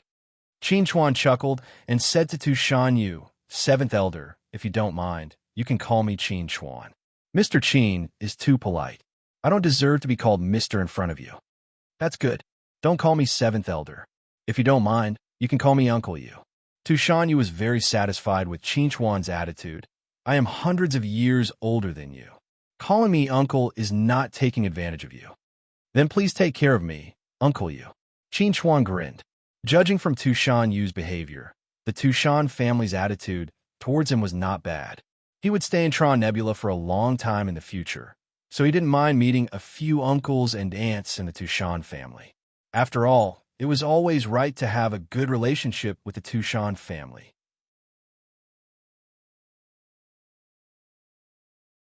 Chapter 974. Since they had already acknowledged each other as his uncle and nephew, Tushan Yu didn't waste any more time. He said to Qin Chuan, "Our Tushan family found this ancient human ruin 3 years ago. Coincidentally, one day, our starship passed by a space swirl and found some remains in the swirl. After some research, we found that the style of those remains belonged to the ancient human race. In order to find out the history of those remains, we sent people into the swirl and found an ancient human ruin. We also found those jade pendants. We found out that as long as one has the jade pendants, one can freely enter and exit the ancient human ruin without being affected by the swirl." Hearing Tushan Yu's words, Qin Chuan couldn't help but reveal a trace of surprise on his face. He said in a low voice, "No wonder I felt that the jade pendant was so simple and full of charm. It turns out that it was left by the ancient human race." "Indeed," Tushan Yu chuckled and said, "and according to our deduction, that ancient human ruin should be a trial ground for the humankind to train their younger generations." Speaking of this, the smile on Tushan Yu's face disappeared. He sighed and continued, "But sadly, our Tushan family had tried our best. We sent countless people into that ancient human ruin to investigate, but very few people could come back alive. It's said that there are many powerful traps in that ancient human ruin. They shouldn't hurt people, but after countless years, they have gone out of control. Anyone who touches them will die. For this reason, our Tushan family suffered a great loss, but failed to gain much from that ancient human ruin. added with the fact that this ancient human ruin has been showing signs of collapsing recently, we had to make the decision to invite all the heroes in the world to explore this ancient human ruin together. Hearing this, Qin was a bit surprised. He asked, "This ancient human ruin is collapsing?" Tushan nodded and said to Qin, "According to our preliminary speculation, this ancient human ruin can last for 3 years at most." "I see." Qin slightly frowned. "If we can't finish exploring this ancient human ruin within 3 years, that would be a shame." "That's what we thought as well. That's why we announced the news." Tushan chuckled. "But compared to the others, our Tushan family has a certain advantage. After all, we have been exploring this ancient human ruin for 3 years. We have sacrificed a lot, but some sacrifices are worth it." Hearing Tushan use words, Qin straightened his ears, because he clearly knew that what Tushan was going to say next must be related to the intelligence that he mentioned before. "As far as I know, there are 5 kinds of traps in this ancient human historical site, and all of them are related to magic talismans, corresponding to the nature of metal, wood, water, fire, and earth. As long as you can solve one of the traps, you can get the reward hidden in the trap. So far, our Tushan family has been rewarded 3 times in total, including a magic pill, a cultivation method, and a level 5 battle formation." Tushan looked at Qin in a complicated way and said, "With your talent in magic formation, you might be able to gain quite a lot of rewards." Hearing Tushan Qin was a bit surprised. "Are the rewards so generous?" Ancient human beings were famous for their magic pills and magic talismans. Since those pills could be used as rewards for solving magic formations, Tushan assumed that those pills and magic talismans must be great. "The rewards are generous indeed, but the price we paid is amazing as well." Tushan smiled and said to Qin, "If you don't have a 100% chance, I suggest you not to try." Qin nodded slightly. From what Tushan said, it wasn't hard to figure out that Tushan family people must have paid a great price to solve the 3 traps and get the rewards. Tushan family had a large number of people and could try many times. However, he only had 1 life. If he tried and failed, the consequences might be horrible. Pausing for a while, Tushan continued, "In this human ruin, except for the 5 elements traps, there's a special place called the Tower of Heaven. The tower has 99 floors in total. You can get a reward for each floor you pass. Our Tushan family people reached the 20th floor at most, and the reward we got was a Heaven Heart pill. Taking the pill, a divinity cultivator could directly break into a small level." Hearing Tushan Qin couldn't help but exclaim, "Directly break into a small level? That's crazy." The alchemy techniques of the ancient human clan are indeed very abnormal. Tushan sighed and said, "Sadly, the magic pills were lost along with the disappearance of the humankind and the decline of the humanoid kind. Otherwise, we wouldn't need to study magic pills anymore." "What's the consequence if you fail?" Qin was curious. "If there are only rewards and no punishments, does that mean we can try as many times as we want?" "Of course there are punishments." Tushan said to Qin, "If you fail in the first 10 floors, you'll be teleported out. It won't endanger your life, but you can't try again within a month. If you fail in the 10th to 20th floors, you'll be teleported out as well, but you can't try again within 2 months. As for the higher floors, I don't know." Speaking of this, Tushan took a sip of tea and continued, "There's one more thing. Outside the tower, there's a sky-reaching stele on which are the records of all the people who have passed the floors. The first one is a genius of the ancient human race, named Wang Yangfeng. This Wang Yangfeng reached the 86th floor of the tower as a late Dongshu realm cultivator." Upon hearing this, Qin couldn't help but widen his eyes. There were only 99 floors in the tower, and this guy had reached the 86th floor. What kind of reward would he get? Hee. You must be very curious about what reward this Wang Yangfeng obtained in the sky-penetrating tower. There's a substele near this sky-penetrating stele. The substele records the best rewards obtained by the challengers in the sky-penetrating tower. This Wang Yangfeng obtained a high-grade saint artifact as his reward after passing the 86th floor. Tu Shan Yu couldn't help but sigh. An upper-grade holy weapon. That's a treasure that even the overlords of the universe can only dream of. Even in the entire Tron Nebula, there's not a single upper-grade holy weapon. The most powerful one is only the Heavenly King token, a middle-grade holy weapon from the Metropolis government. Hearing this, Qin Chuan couldn't help but look forward to the reward he would get after passing the tower. If he could pass the entire tower, what kind of reward would he get? Haha, don't just think about the reward. Think about the dangers. Seeing the yearning look on Qin Chuan's face, Tu Shan Yu couldn't help but pour cold water on Qin Chuan. There are still many dangers in the ruins of the ancient human race. Chapter 975. Danger. Hearing Tu Shan Yu mention the dangers in the ancient human ruins, Qin Chuan's face instantly turned serious. Based on Tu Shan Yu's description, he almost believed that as long as he didn't seek death in the ancient human ruins, he wouldn't be in any danger. Seeing Qin Chuan's face change, Tu Shan Yu smiled and said to Qin Chuan, "You know, this ancient human ruins is located in a space swirl. We don't know if the ancient human ruins were originally hidden in the space swirl, or if the space swirl appeared later. All in all, because of this space swirl, the space in the ancient human ruins has become very unstable. This is also one of the main reasons why the ancient human ruins can only last for 3 years at most before collapsing." Hearing Tu Shan Yu, Qin Chuan frowned and asked, "So the danger comes from the unstable space?" Tu Shan Yu nodded and said to Qin Chuan, "To be exact, it should be space cracks. These space cracks don't appear at a fixed time, and neither do their sizes and locations. You can say that they are unpredictable without any pattern. These space cracks can easily cut anything, even powerful cultivators at the Dongshu stage. Once you touch one of these space cracks, the small ones may cut off your arm, while the big ones may devour your entire body." Hearing Tu Shan Yu's explanation, Qin Chuan's face slightly changed as he asked, "Can people who have mastered the great Tao of space foresee the appearance of these space cracks?" Tu Shan Yu shook his head and answered, "Unless you have a high attainment in the great Tao of space, even if you can sense them, you can hardly avoid them. At that time, when we were exploring the ruins, many of us died silently under the cutting of the spatial cracks. Are there any other dangers besides these?"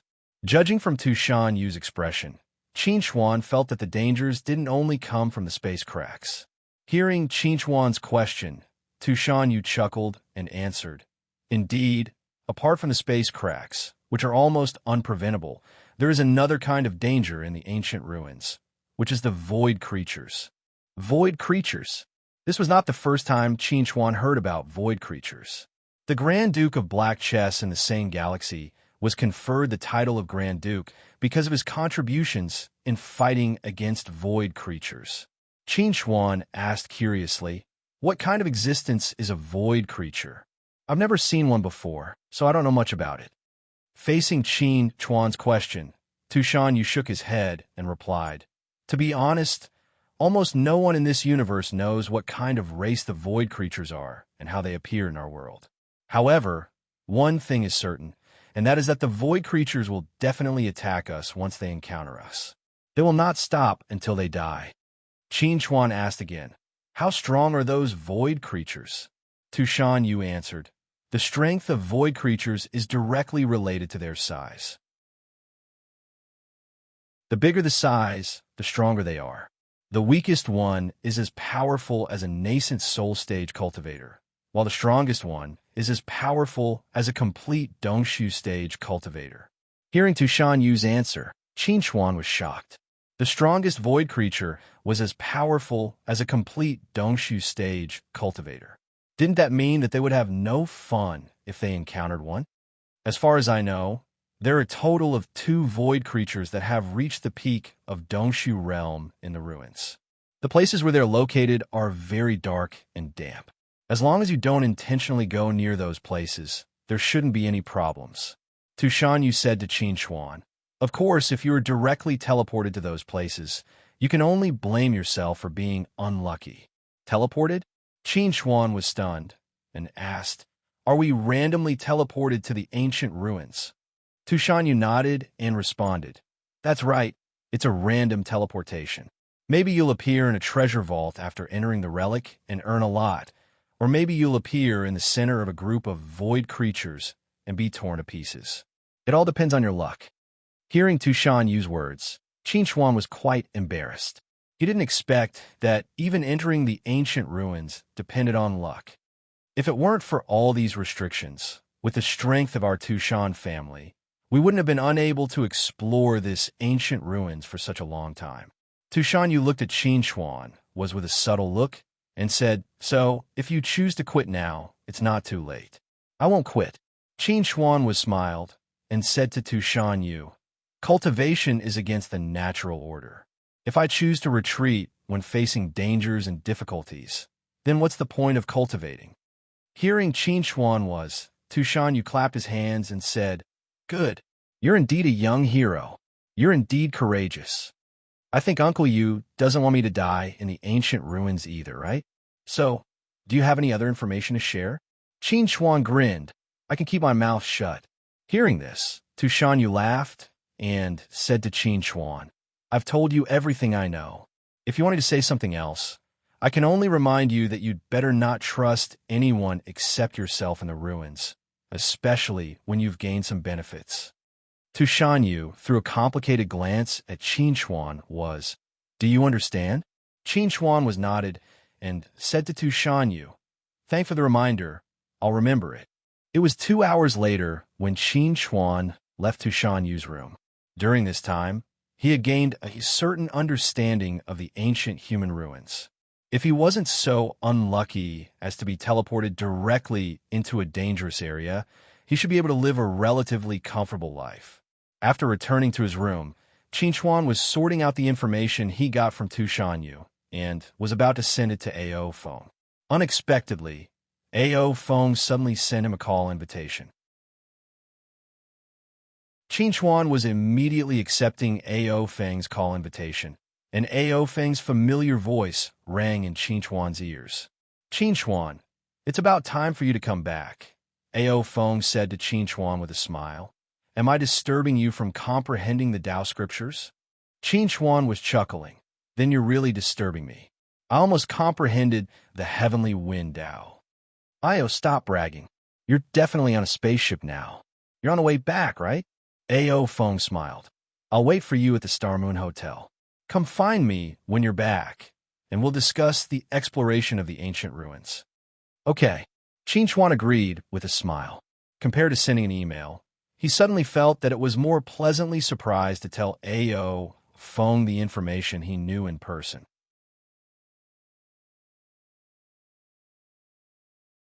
Chapter 976. After returning to Trang City, Tu Shanyu still had some other things to do, so he didn't bring Qin Xuan back to the family immediately. Instead, he agreed to meet up with Qin Xuan at the observatory tomorrow morning before returning to the family together. Qin Xuan liked this arrangement very much. This way, he would have time to meet up with his old friend, A.O. Feng. He could also share the information he obtained with A.O. Feng. When Qin Xuan arrived at Star Moon Hotel, he called A.O. Feng. When A.O. Feng heard that Qin Xuan had returned, he happily said to Qin Xuan, "You're back just in time. Come to the restaurant on the 20th floor. We're having a dinner party. It hasn't started yet." Hearing A.O. Feng's words, Qin Xuan was slightly stunned. He was a little confused. "Dinner party? Who are you with?" "A lot of people. We're all friends." A.O. Feng's voice was a little noisy. Qin Xuan couldn't help but frown. He hung up the phone and glanced at the hotel sign in front of him. He decided to check out the situation first. When Qin Xuan arrived at the restaurant on the 20th floor, the waiter was serving the dishes. A huge long table was filled with people. At a rough glance, there were at least 20 people. A.O. Feng was sitting among them and was enthusiastically chatting with the people around him.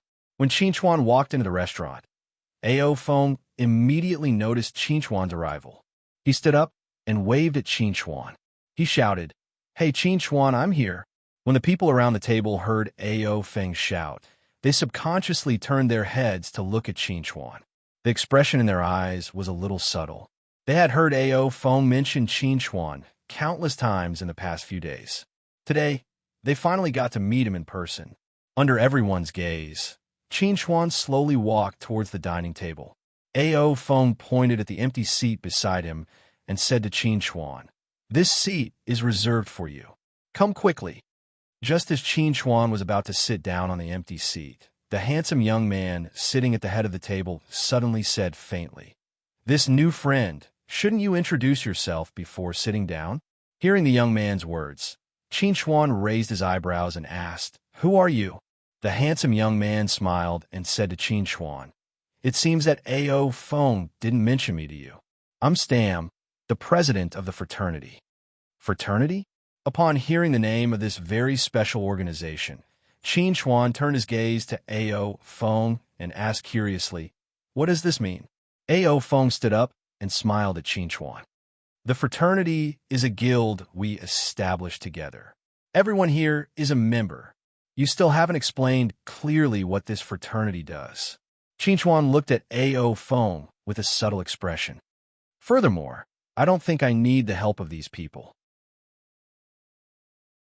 Qin Chuan wasn't an arrogant person, but he really didn't think that a group of people who were at most at the soul formation pinnacle stage would be able to provide him with much help. Sometimes, numbers didn't necessarily make up for the difference in quality.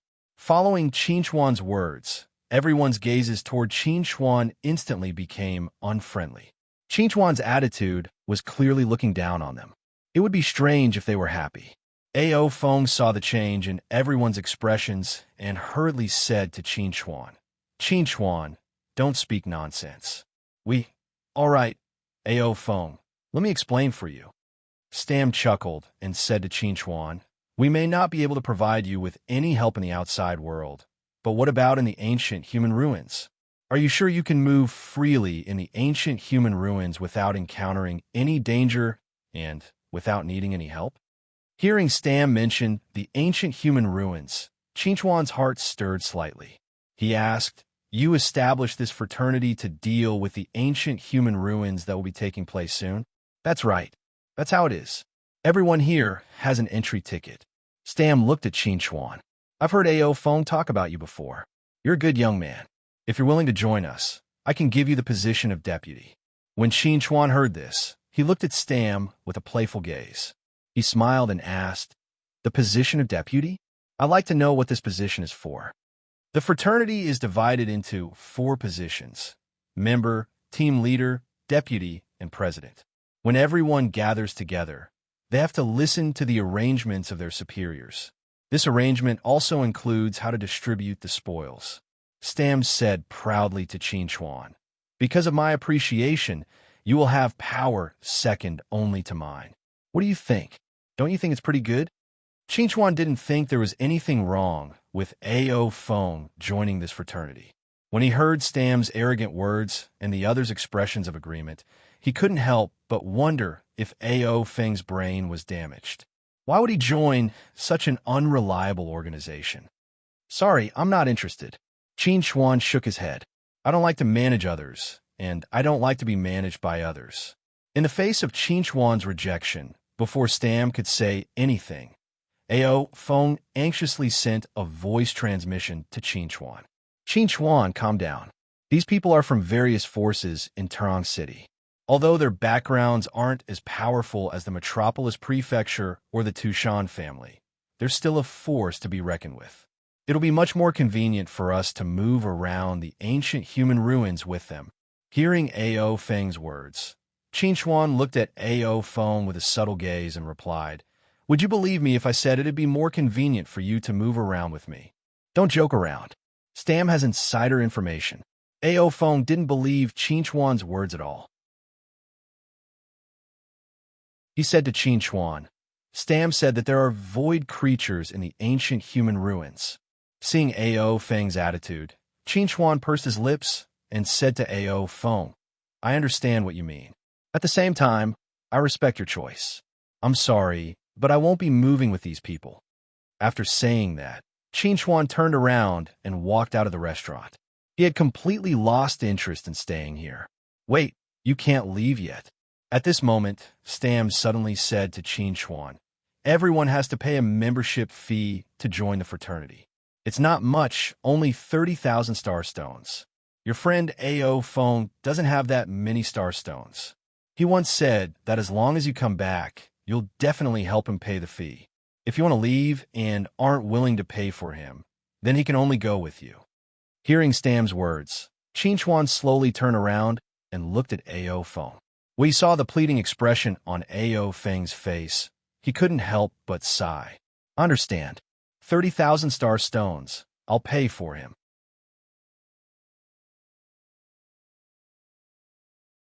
Chapter 977.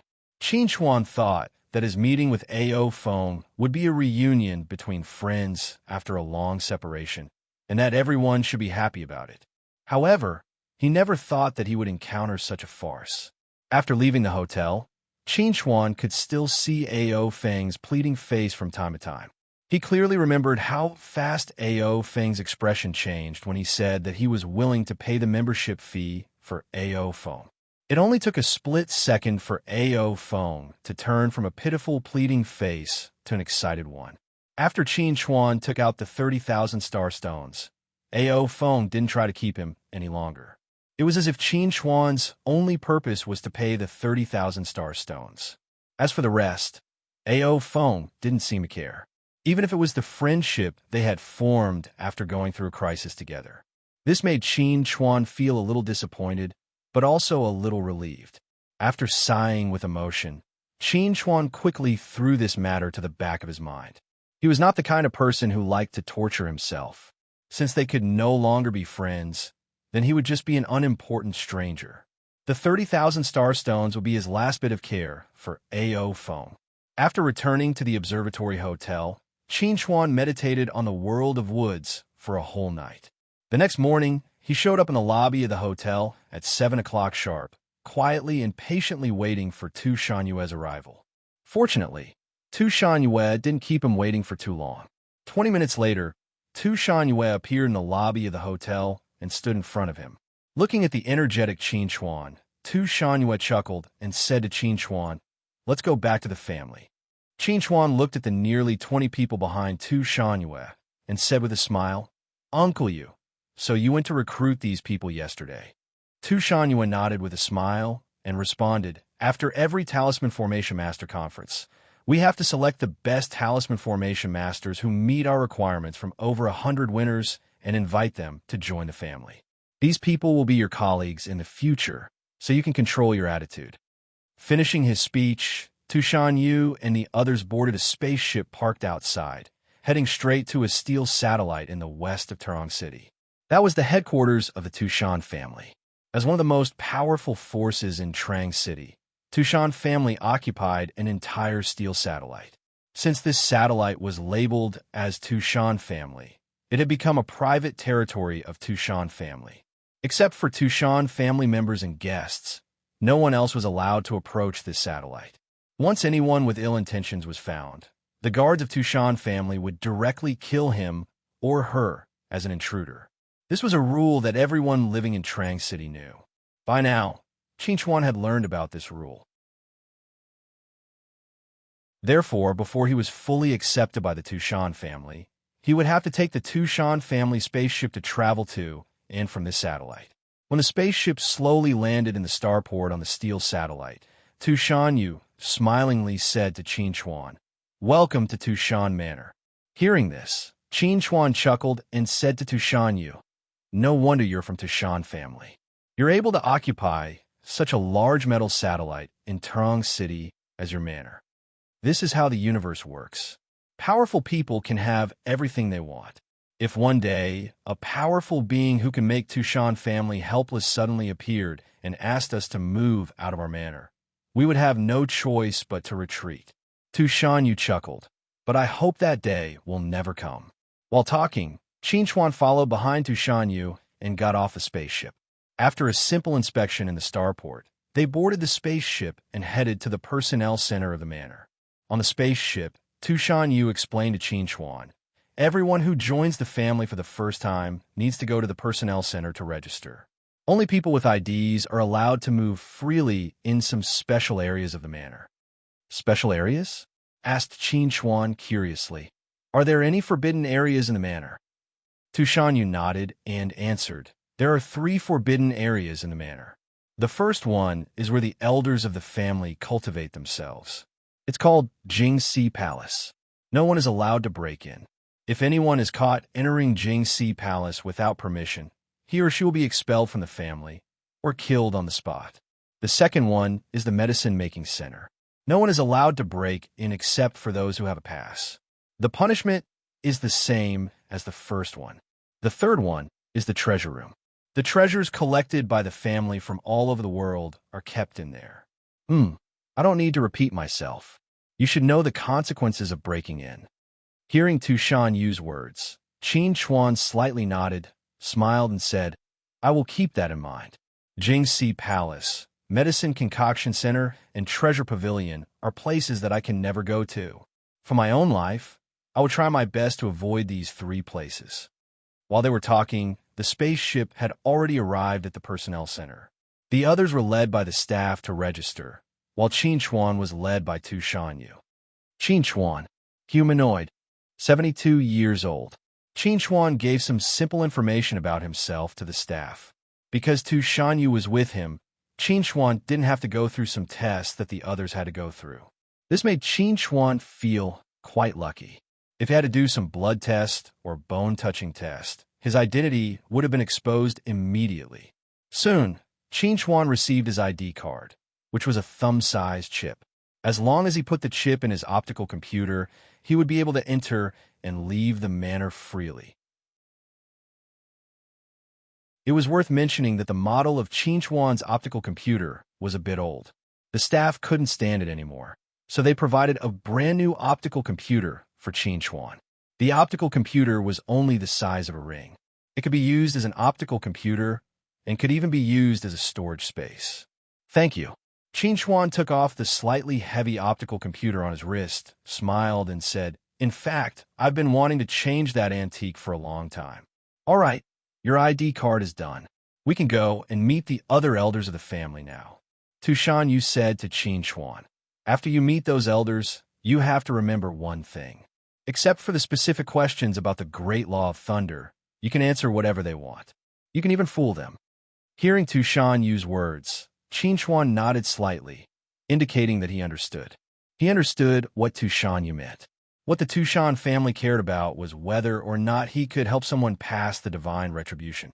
As for the other things, the Tu Shan family didn't care at all. Even if he was exposed for lying about other things, it wouldn't matter.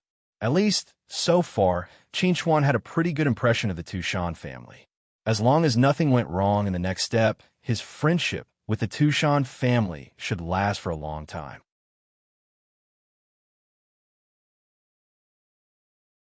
Chapter 978.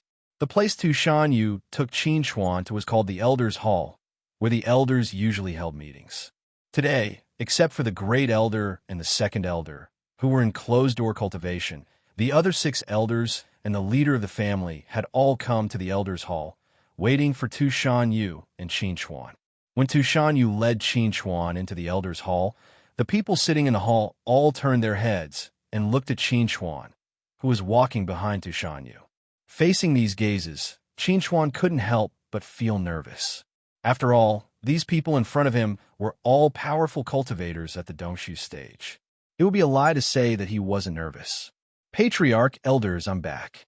Tu Shanyu greeted the others first, then introduced Qin Chuan to them. This is Qin Chuan, who has mastered the Law of Thunder.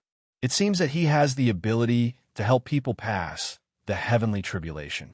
Hearing Tu Shanyu's words, Tu Shan-ing, the leader of the family, nodded slightly and responded, 7th Elder, you've been out for so long. It must have been hard on you. Please take a seat. Tu Shanyu glanced back at Qin Chuan, then returned to his seat and sat down. When Tu Shanyu left Qin Chuan's side, Qin Chuan was completely exposed to the others. For some reason, Qin Chuan had a faint sense of crisis in his heart. Don't be afraid. We mean no harm. Sensing Qin Chuan's nervousness and vigilance, Tu Shanning chuckled and said to Qin Chuan, as long as you pass the test, you will become a member of the Tushan family, which means you will be our partner. We will give you the same treatment as a family member and will not restrict your personal freedom. Even if you fail the test, we will not harm you. We will only send you away from the family." Hearing Tushan Ying's words, Qin Chuan pursed his lips and responded, "I understand, leader. But how do you plan to carry out the test?"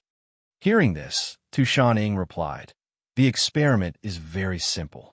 You only need to help a cultivator in the peak Aurus core realm to go through the nascent soul thunder tribulation." Hearing Tushan Ying's request, Qin Chuan was relieved. It was not difficult to help a cultivator in the exceptional gold core realm go through the thunder tribulation of the nascent soul realm.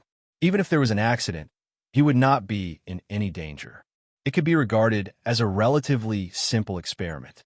While Qin Chuan was thinking about this, Tushan Ying continued, "But if the experiment succeeds, you have to help one of your people pass the divinity tribulation today." Qin Chuan thought for a moment and nodded. "I can give it a try." Hearing Qin Chuan's conservative answer, Tushan Ying threw a meaningful glance at Qin Chuan and said, "In this case, let's do the experiment first. Let's go to the training field." Because of the experiment, Tushan Ying deliberately chose an open field with few people to seal off. At this time, there was only a young man in his 20s besides Qin Chuan. This young man was the target of Qin Chuan's experiment. "Senior, my name is Sun Miao." Sun Miao bowed to Qin Chuan. "I already know about the experiment. Please take care of me." Qin Chuan nodded and said to Sun Miao, "Let's begin." Hearing Qin Chuan's words, Sun Miao immediately sat down cross-legged on the ground and began to circulate her qi to try to trigger the thunder tribulation. Standing around the training field and watching, Tushan Ying and the others looked at the dark clouds gradually gathering in the sky. They couldn't help showing a look of expectation. As long as Qin Chuan could help Sun Miao pass the nascent soul thunder tribulation, it meant that Qin Chuan did have the ability to help others pass the tribulation. If Qin Chuan could help one of their juniors pass the divinity tribulation, Qin Chuan's position in their hearts would rise sharply. Qin Chuan is only at the early divinity tribulation now. When he reaches a higher level, he may be able to help us old guys pass the tribulation. Tushan Ying narrowed his eyes and said to Tushan Yu, "How long do you think it will take for Qin Chuan to reach the Dongshu stage?" Tushan Yu thought for a while and answered, 300 years at most. According to Tushan Yu's understanding of Qin Chuan was only 72 years old. The fact that he could become a divinity tribulation cultivator and pass the 9 levels of mysterious heaven at such a young age meant that he was extremely talented. 300 years was definitely enough for Qin Chuan to reach the Dongshu stage. The 300 years you said should include the time he spent on studying the talisman matrix. If he wholeheartedly cultivates, I estimate that he will reach the Dongshu stage within 100 years. Tushan Ying took a deep look at Tushan Yu and said in a low voice, "You have to find a way to guide Qin Chuan. Make him focus more on cultivation. Talisman matrix is only an aid after all." Tushan Yu nodded and answered, "I know what to do." While Tushan Ying and Tushan Yu were talking, the dark clouds in the sky finally turned into tribulation clouds. Thunderbolts began to roll and rumble. When the power of tribulation lightning accumulated to a certain degree, it suddenly struck down, aiming directly at Sun Miao. Whoosh! When he saw that the tribulation lightning was about to strike Sun Miao, Qin Chuan suddenly made a move. An extremely profound force surged out along with this, and it actually instantly transformed the menacing tribulation lightning into nothingness. It was as if everything from before was just an illusion and nothing had happened. When the crowd saw this scene, a glint flashed across their eyes. Qin Chuan really did have the ability to help others pass the tribulation. Just as the crowd was thinking this, the second lightning tribulation descended. However, Qin Chuan did not neutralize it. Instead, he allowed the second lightning tribulation to strike Sun Miao. Boom! Under the attack of the lightning tribulation, Sun Miao's face suddenly paled.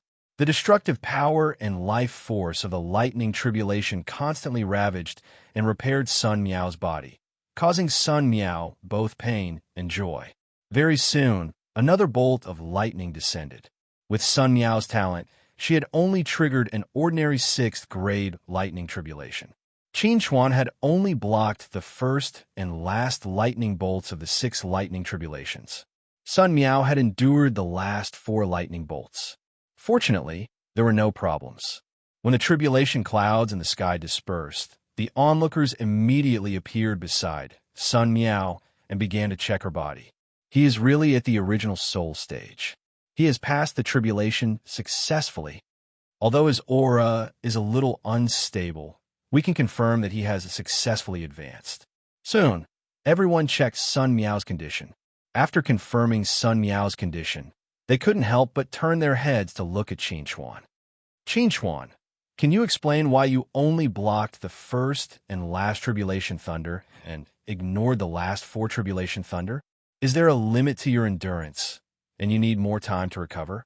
Tu Shanning looked at Qin Chuan and was very confused about Qin Chuan's previous performance.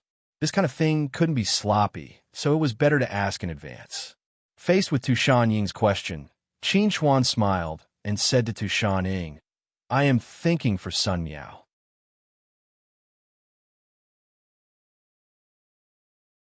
Chapter 979.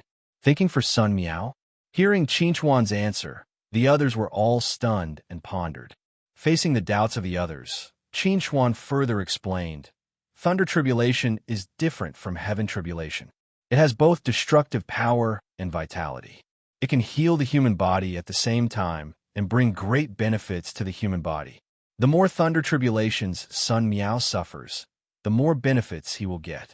If I want to dissolve all the Thunder Tribulations, Sun Miao may not be able to reach the nascent soul stage without going through the Thunder Tribulation. Even if he does, he will be the weakest nascent soul stage cultivator, not much stronger than a peak gold core stage cultivator. Hearing Qin Chuan's explanation, the others all understood what Qin Chuan meant. The way they looked at Qin Chuan became subtle. I have a suggestion. If possible, I still hope that the divinity transformation stage cultivators in our clan can rely on their own strength to go through the minor tribulation. In this way, they can grow during the minor tribulation. As for the heaven tribulation, I will try my best to help. Qin Chuan said to Tu Shanning, but this is only my suggestion. As for what to do, I will follow your arrangement. Qin Chuan didn't care at all whether the others could become stronger after the tribulation. He just made this suggestion out of kindness. If Tu Shanning didn't want to accept it, it didn't matter. Anyway, he had made his attitude clear. The rest depended on Tu Shanying's attitude. Patriarch, I think Qin Chuan has a point. 4th Elder Tu Shan Hao said to Tu Shanning, the tribulation is a test for us cultivators. If we have to cheat to pass all the tests, I'm afraid it will be difficult for us to make any progress in our lives. 4th Elder is right. 3rd Elder Tu Shanlei agreed. Try to rely on yourself during the minor tribulation. Qin Chuan will try his best to help the heaven tribulation. Tu Shanning nodded slightly and said to the others, I think Qin Chuan's suggestion is good. You are all right. In this case, let's follow Qin Chuan's suggestion. Speaking of this, Tu Shanning paused for a moment and then said to Qin Chuan, but the thunder tribulation you tested before was only for the nascent soul stage. Next, you will have to test it again with a minor tribulation of the spirit severing stage. Qin Chuan nodded and replied, sure. Soon, under Tu Shanying's arrangement, an early soul formation cultivator came to the training ground. He was still a little nervous about this experiment because he had just gone through a heavenly tribulation not long ago. If he failed this minor tribulation, he might die. Mr. Qin, please do your best to help me. Tu Shan Tiger looked at Qin Chuan sincerely, hoping that Qin Chuan would try his best to help him later. Hearing Tu Shan Tiger's request, Qin Chuan responded, try your best later. If you feel that you can't hold on any longer, just call me. All right. Tu Shan Tiger agreed at once. He had heard Qin Chuan's suggestion before and knew that it would be good for him to resist a few more minor tribulations. As long as Qin Chuan could guarantee that he could survive the minor tribulations, it would be enough. As Tushan Tiger's momentum soared, the minor tribulation soon arrived. A huge cloud of tribulation covered the sky, and the rumbling of thunder shook the world. The momentum was several times greater than the previous thunder tribulation of a nascent soul stage. Boom! When the first minor tribulation fell, Tushan Tiger chose to resist it directly. The power of the thunder tribulation wandered around Tushan Tiger's body, shattering and reforming his body. Amazing changes were taking place. This was the first time that Qin Chuan had watched someone go through a minor tribulation at such a close distance. He had a general understanding of the power of the minor tribulation. With his current strength, he was not afraid of the minor tribulation at all. At least, he was not afraid of the minor tribulation from the early soul formation stage to the middle soul formation stage.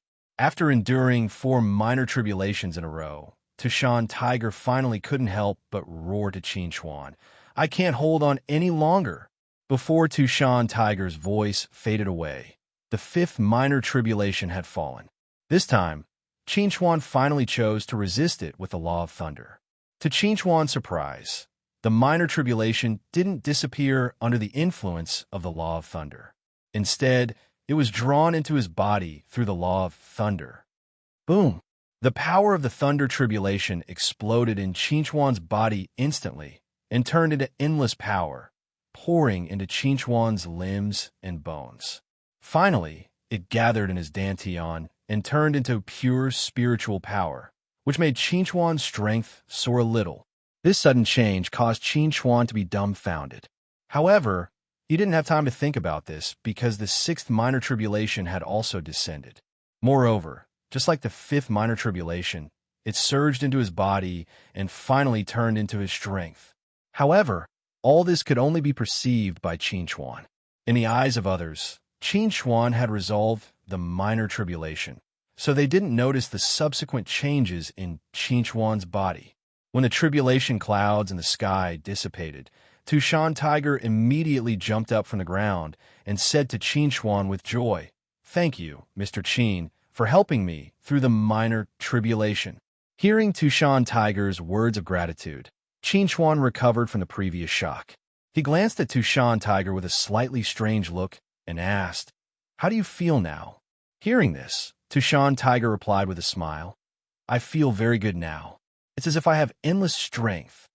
Just as Qin Chuan and Tushan Tiger were talking, Tushan Ing and the others appeared around Tushan Tiger again and began to check his physical condition. The middle stage of Huashan Realm. He's really at the middle stage of Huashan Realm, and his aura doesn't seem weak. Not only that, but part of the remaining power of the thunder tribulation in his body seems to have been resolved. Ha ha ha! With this method, our Tushan family will definitely surpass the metropolis and become the most powerful force in Tron Nebula. After the excitement, the crowd soon calmed down. When they looked at Qin Chuan again, their attitude was completely different from before.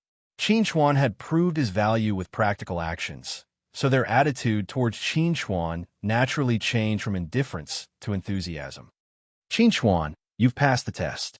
You have officially become a consecrator of our Tushan family.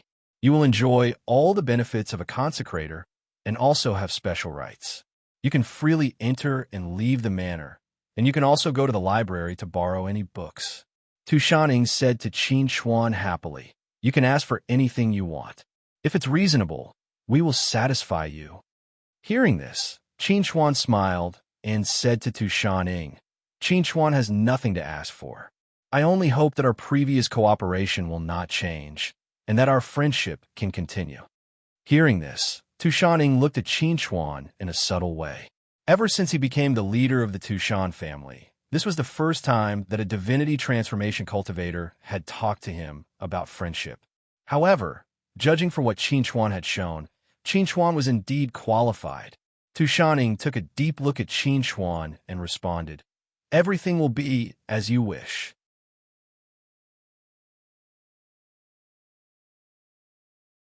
Chapter 980. In the residence arranged for Qin Chuan by the Tushan family, Qin Chuan sat in the cultivation room with his legs crossed, carefully checking his body condition. After confirming that all the small tribulations that were guided into his body had indeed been turned into pure spiritual power and flowed into his dantian, the look on his face became a little weird. I didn't think that I could get such a great fortune when helping people to pass through small tribulations. Not only am I immune to the destructive power of the small tribulations, but I can also get benefits from them. Qin Chuan murmured, "This didn't happen during the thunder tribulations of the nascent soul level. Is it because the thunder tribulations of the nascent soul level are too weak for me now?" Thinking of this, Qin Chuan couldn't help but think of the divine tribulations again. He was curious whether the divine tribulations would be guided into his body and turned into pure spiritual power to improve his power. However, after thinking about it, Qin Chuan felt that the probability of this happening was low. After all, the divine tribulations only contained pure destructive power. All he could do was to be immune to the destructive power, instead of turning the destructive power into benefits. I hope that more people in the Tushan family will come to me for the minor tribulations, and fewer will come to me for the divine tribulations. Qin Chuan grinned.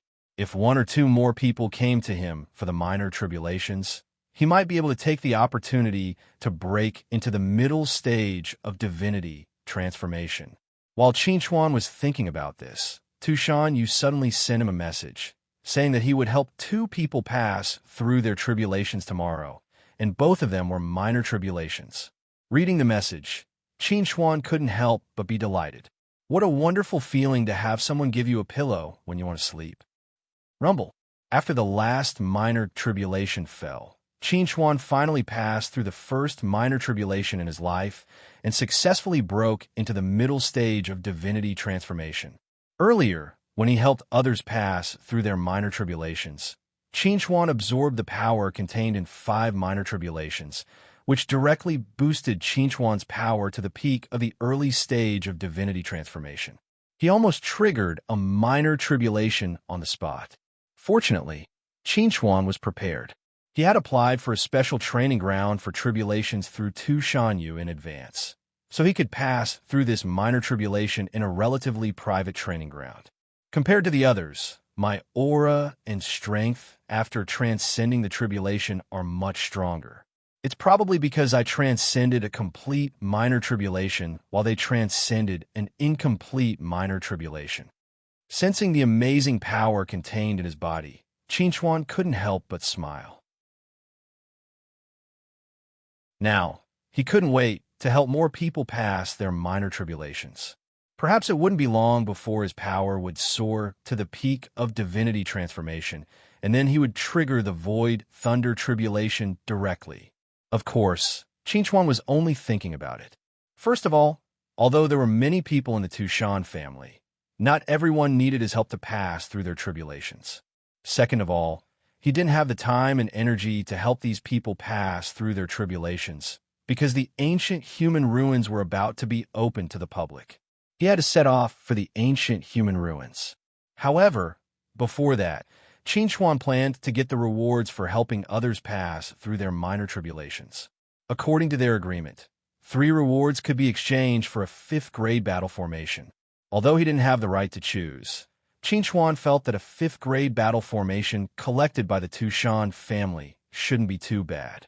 Soon, Qin Chuan randomly selected a 5th-grade battle formation through the internal network of the Tushan family. Purgatory Fire. Qin Chuan looked at the name of the 5th-grade battle formation, and a hint of joy appeared on his face. He didn't think that he would be so lucky to draw a fire tribute battle formation. Among all the battle formations, fire tribute battle formations could definitely be ranked in the top 3 in terms of offensive power. It's a pity that I haven't comprehended the fire tribute Dao text yet, so I can only look at it. This is so unbearable. Qin Chuan helplessly put away the battle formation engraving method. He didn't know when he would have the opportunity to comprehend the fire tribute Dao text. On the spaceship heading to the ancient human ruins, Qin Chuan locked himself in his bedroom to study the realm of wood. During this time, Tushan Yu came by once and gave Qin Chuan some information. This time, there would be about 10,000 cultivators entering the ancient human ruins to explore.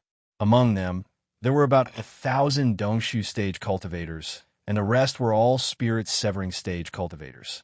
Among them, there were about 500 people from the Tushan family, led by 3rd Elder Tushan Lei, 4th Elder Tushan Hao, and 5th Elder Tushan Ming. If Qin Chuan ran into any trouble, he could ask the Tushan family for help. However, if it was Qin Chuan who started the trouble, then whether the Tushan family would protect Qin Chuan or not would depend on the situation. Qin Chuan wasn't surprised by this. Although he was now a consecrator of the Tushan family, he was different from other consecrators. He didn't sign any contract with the Tushan family, so there was no need for the Tushan family to offend someone they shouldn't offend for him.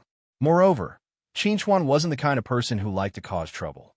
Unless trouble came to him, he wouldn't cause any problems. It was a long journey from Tushan Mountain Villa to the cosmic whirlpool. They had to pass through 9 galaxies to reach a region near the Black Universe. If the Tushan family hadn't announced this location, no one would have guessed that there was an ancient human ruin hidden here. After nearly a month of traveling, the Tushan family spaceship finally arrived at the area of broken stars, near the space whirlpool. At this time, there were already many spaceships around the space whirlpool. Qin Chuan stood by the porthole and looked at the spaceships that filled the sky. He said in a low voice, "There are still 2 days before the opening of the ancient human ruin." Ever since he came to this universe, the human race had always been a race that lived in the records and discussions of people. Qin Chuan had never been in close contact with the ancient human race, nor had he seen any relics left by the ancient human race. This time, entering the ancient human ruin would be the first time he came into contact with the ancient human race. As a human, his feelings were somewhat complicated and sad. With my current strength, I don't know when I'll be able to find the way back to the banished land. When will I be able to see Teacher Ningya and Changxing again? I don't know how strong I have to be able to reveal my identity to the public. How will I be able to bring everyone out of the banished land and return to this universe as a human? There's also the monster race. The glory of the ancient monster race will be restored. Thinking of this, Qin Chuan's gaze towards the cosmic whirlpool in front of him gradually became firm. Restoring the glory of the human race and the monster race is the first step starting from here.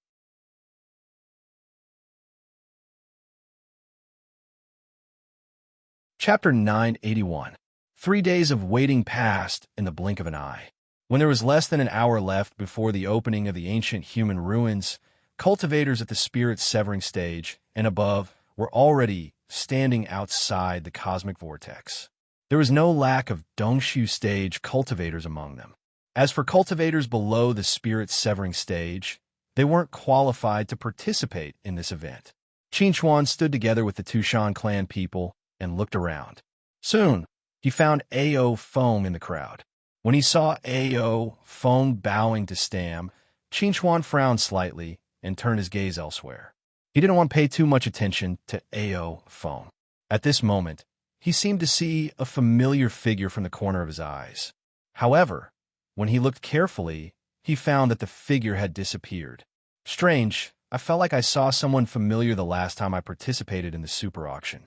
This time, it's the same feeling again. Qin Chuan frowned and looked ahead. If this feeling only appeared once, it might be an illusion. However, if it appeared again, it was most likely not an illusion. Who is it? While Qin Chuan was thinking about this question, an extremely bright light suddenly came from the cosmic vortex in front of him. When this light lit up, the Tushan clan people suddenly started talking. The ancient human ruins are about to open. Everyone get ready. Hold the jade tokens and rush in. Hearing these people's conversation, Qin Chuan subconsciously tightened his grip on the jade token in his hand. When the light gradually condensed into a silver-white ball of light, the Tushan clan people immediately moved. 500 people rushed towards the silver-white ball of light. Qin Chuan immediately followed after seeing this.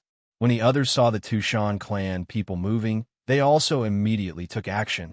They all rushed towards a silver-white ball of light with jade tokens in hand. The cosmic vortex, which should have been a great resistance to them, seemed to be in another space. It didn't affect them at all. Countless people rushed into the silver-white ball of light and disappeared. Buzz. Almost immediately after the teleportation, Qin Xuan opened his eyes and looked around, collecting information about his surroundings. From the terrain, it could be seen that he was in a wasteland. There were broken walls and ruins everywhere, and there were even flames of war that had not stopped for thousands of years. Qin Xuan landed firmly on the ground and looked around vigilantly. After discovering that there was no danger, he heaved a sigh of relief. However, he did not let his guard down. Instead, he continued to gather information about his surroundings without slacking off. There is no danger. Alert lifted. Qin Xuan murmured in a low voice as he slowly straightened his body. Without a map, he did not know where he was at this time. He could only slowly explore step by step. Whoosh! Qin Xuan moved towards the east at a normal speed. According to Tu Shanyu, most of the 5 elemental magic formations were in the east. As long as he kept moving east, he would definitely see the 5 elemental magic formations and meet other people. When Qin Xuan moved continuously in the wasteland for 3 days, he finally stopped. It was not because he had reached his destination, but because he had encountered some trouble. Looking at the void creatures that were squatting beside the corpses and eating, Qin Xuan could not help but squint his eyes. He slowly moved back, intending to take a detour. However, at this moment, the void creatures also noticed Qin Xuan's existence. They all looked at Qin Xuan with their dark eyes filled with evil intentions. Roar! These void creatures roared at Qin Xuan with murderous intent, and then suddenly pounced on Qin Xuan. Buzz! The void creatures' figures flashed in the air and suddenly disappeared. In the next moment, they appeared behind Qin Xuan. They actually had the ability to travel through the void. In terms of short-distance movement, they were even faster than teleportation. Just as the void creatures were about to use their sharp claws to pierce Qin Xuan's chest, Qin Xuan's figure suddenly turned into a blue lightning and disappeared. Immediately after, a thunderbolt descended and hit the void creature's hard. Bang! An iron fist appeared above the void creature's head and blasted it into the ground. Gravel flew everywhere, and the void creature's head was smashed. Qin Xuan raised his hand and looked at the dark purple blood on his hand. He frowned slightly and then looked at the other 3 void creatures around him. He said coldly, "There are 3 more." Just as Qin Xuan was about to kill the remaining 3 void creatures, these void creatures retreated spiritually. They actually wanted to retreat and were unwilling to fight with Qin Xuan directly. Qin Xuan saw this, but did not have the intention to kill them all. He watched the 3 void creatures leave. When he could no longer sense the aura of these void creatures, he just casually glanced at the corpses on the ground and then continued to move towards the east. After Qin Xuan left, the corpse that was supposed to be dead suddenly moved. He suddenly sat up and panted heavily. The pain in his abdomen deeply stimulated his brain and nerves, causing his face to become extremely ferocious. "I'm saved. I'm saved." The bloody figure raised his head and looked in the direction where Qin Xuan left and said softly, "He found out that I'm still alive. He didn't save me, nor kill me, but he still saved me." Looking at the corpse of the void creature on the ground, the figure got up from the ground with some difficulty. He covered the intestines that fell out from his abdomen and walked towards the distance step by step. Qin Xuan didn't know how big this ancient human ruin was, but he knew very well that he had run for at least 100,000 kilometers. Yet, he still hadn't seen the existence of the 5 elements talisman array. He hadn't even seen a single person. Just when Qin Xuan was wondering if he ran in the wrong direction, a bright red light suddenly lit up in front of him. "What is that?" Qin Xuan saw the red light and was slightly stunned. He subconsciously quickened his pace and quickly approached the place where the red light was shining. Whoosh! Qin Chuan landed on the ground and looked at the huge charm array that was engraved on the ground in front of him. His eyes flashed, and he said excitedly, "I've finally found you, the 5 elements charm array." It turned out that the red light was released by the fire attribute charm array on the ground. However, Qin Chuan did not know why this fire attribute charm array suddenly released light. Just when Qin Chuan was thinking about this, dozens of figures suddenly appeared around him and blocked him from the charm array. The leader stared sharply at Qin Chuan and said in a deep voice, "This place has been occupied by our Bright Moon Palace. If you know what's good for you, leave quickly."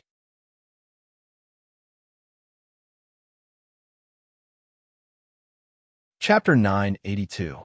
Qin Chuan tactfully chose to retreat when faced with the menacing crowd of the Bright Moon Palace.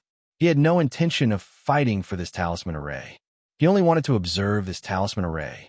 Since the people of the Bright Moon Palace didn't want him to get close, then he would observe it from a distance. The people of the Bright Moon Palace were relieved when they saw Qin Chuan retreat. They began to discuss what had happened earlier. "We failed again this time. We've already lost 2 talisman array masters. We can't continue like this. But the method to break this array is too harsh. We're completely helpless. In my opinion, we should continue to occupy this place and wait for the main force to arrive before making any plans." Not far away, Qin Chuan listened to the discussion of the people of the Bright Moon Palace. He couldn't help but look at the red talisman array. He muttered with some curiosity, "The method to break this array is too harsh. How do they know what the method to break this array is? Could it be that there's some hint?" With this thought, Qin Chuan looked at the surroundings. Soon, he saw a cyan stone tablet that was the height of a person beside the talisman array. "Great Heavenly Fire Array, Level 5 Battle Array. It can be broken according to the principle of mutual restraint of the 5 elements." Looking at the words written on the stone tablet, Qin Chuan's eyes couldn't help but flash with a subtle expression. Although this talisman array didn't look simple, the power it released before didn't seem to have reached the level of a level 5 battle array. Presumably, it was because the power of the Great Heavenly Fire Array had faded a little over the years. Or, the person who broke the array before couldn't fully activate the power of the Great Heavenly Fire Array. If it was the former, then it would be fine. If it was the latter, then it would be somewhat difficult. Just as Qin Chuan was thinking about this, a golden light suddenly lit up not far away. It seemed that someone was challenging to break another talisman array. However, it seemed that they had also failed. Qin Chuan looked at the surroundings and said in a low voice, "I wonder how many talisman arrays there are in the surroundings. Are there any that haven't been occupied yet?" As he spoke, Qin Chuan had already moved. He quickly moved around the surroundings, looking for a talisman array that had not yet been occupied. Fortunately, he found a talisman array that had not yet been occupied. Moreover, it was an Earth Attribute talisman array. 1,000 feet tall cliff, what a good name. Qin Chuan looked at the introduction of the talisman array on the stone tablet and said with a smile, "It just so happens that I have just learned the world of wood.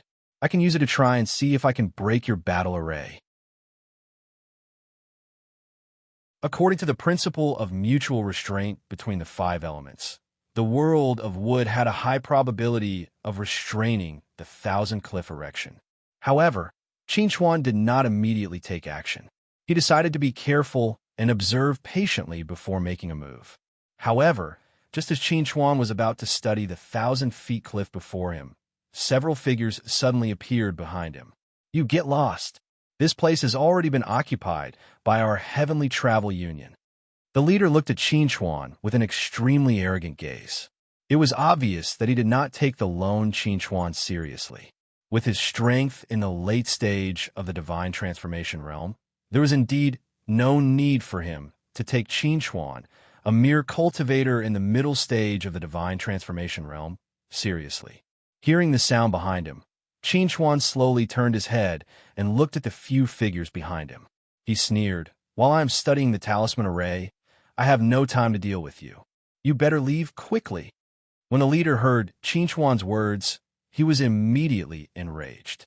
He shouted at Qin Chuan, "Brat, you are courting death. Go kill him.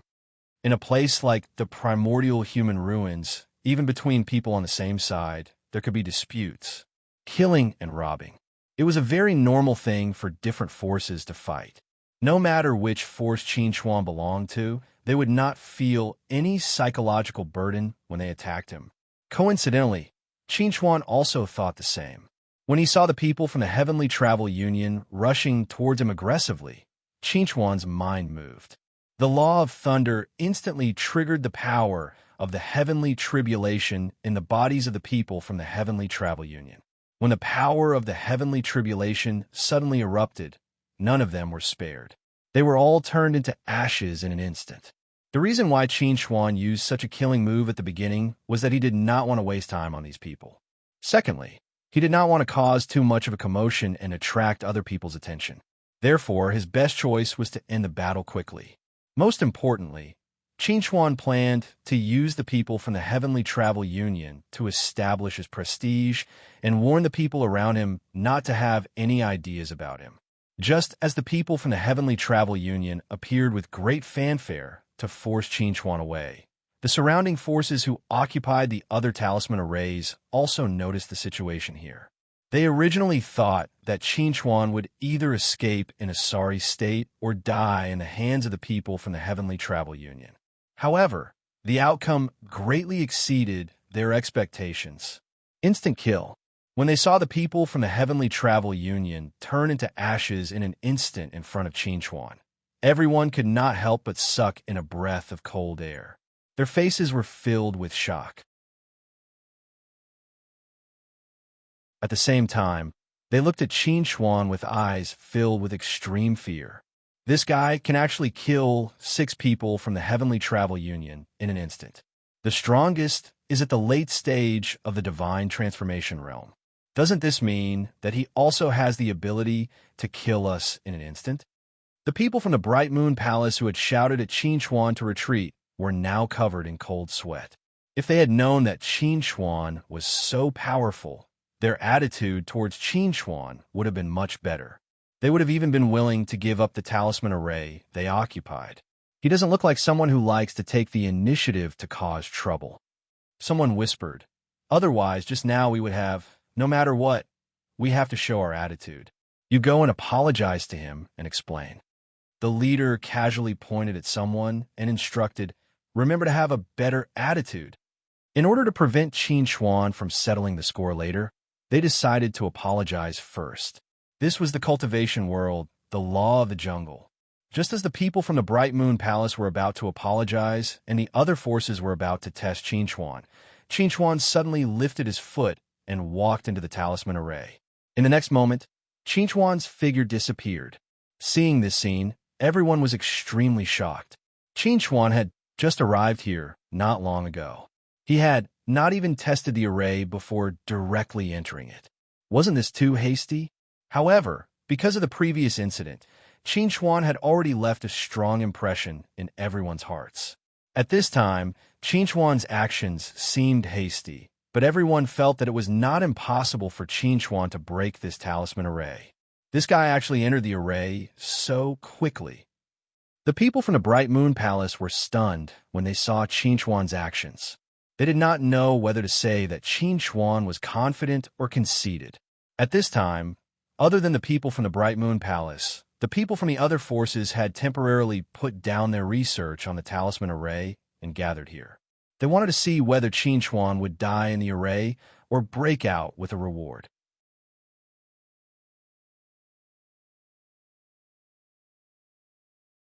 Chapter 983. The moment Qin Chuan stepped into the glyph array, the scene in front of him suddenly changed. A precipitous mountain peak that towered into the clouds abruptly appeared in front of him, blocking his path. Qin Chuan raised his head and looked at the smooth and flat mountain wall in front of him. He sighed and said, "It's really worthy of being called 1,000 feet high cliff. Even with my strength, I'm afraid it would be a very difficult thing to climb up this precipitous mountain wall. I just don't know how to break the glyph array." Just when Qin Chuan was thinking about this, a dignified voice suddenly sounded beside his ear. When a mountain wall collapses, Those who can persist for 10 seconds without being crushed will pass the stage. Those who can break the wall will pass the stage. Hearing this dignified voice, Qin Chuan was slightly stunned for a moment. Soon after, his face revealed a strange expression. He really didn't expect that the glyph array test would actually use this mountain to crush him. Qin Chuan slowly walked to the front of the mountain wall. He raised his hand and smashed a fist on the mountain wall. The mountain wall gave off a dull sound, but it didn't show any signs of breaking. Not even a fist print was left behind. With the sturdiness of this mountain, once it collapses, I'm afraid it's enough to crush any cultivator below the Dongshu stage into minced meat. Qin Chuan smiled slightly. However, I don't intend to use my physical body to withstand it. While speaking, Qin Chuan had already taken out the Qilin pen from the storage ring and started to inscribe the glyph array. Realm of Myriad Wood. It's already been 9 minutes, and that person still hasn't come out. The people of the Bright Moon Palace looked at the glyph array that was so quiet that there wasn't any movement. The expression on their faces became somewhat subtle.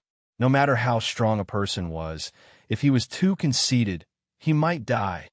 Don't be anxious. It hasn't even been 10 minutes.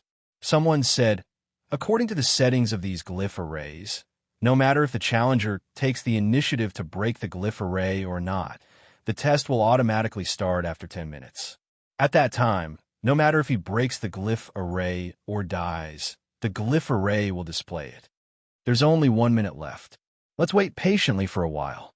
Another person said, if this person dies, then we can be considered to be relieved. If he can come out alive, then it means that he has the ability to break the glyph array by himself. This is very terrifying. In my opinion, he's most likely going to, before this person could finish speaking, the talisman formation that had been silent all this time suddenly lit up.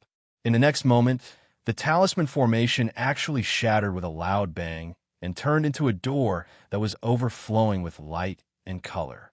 A figure slowly walked out of the door.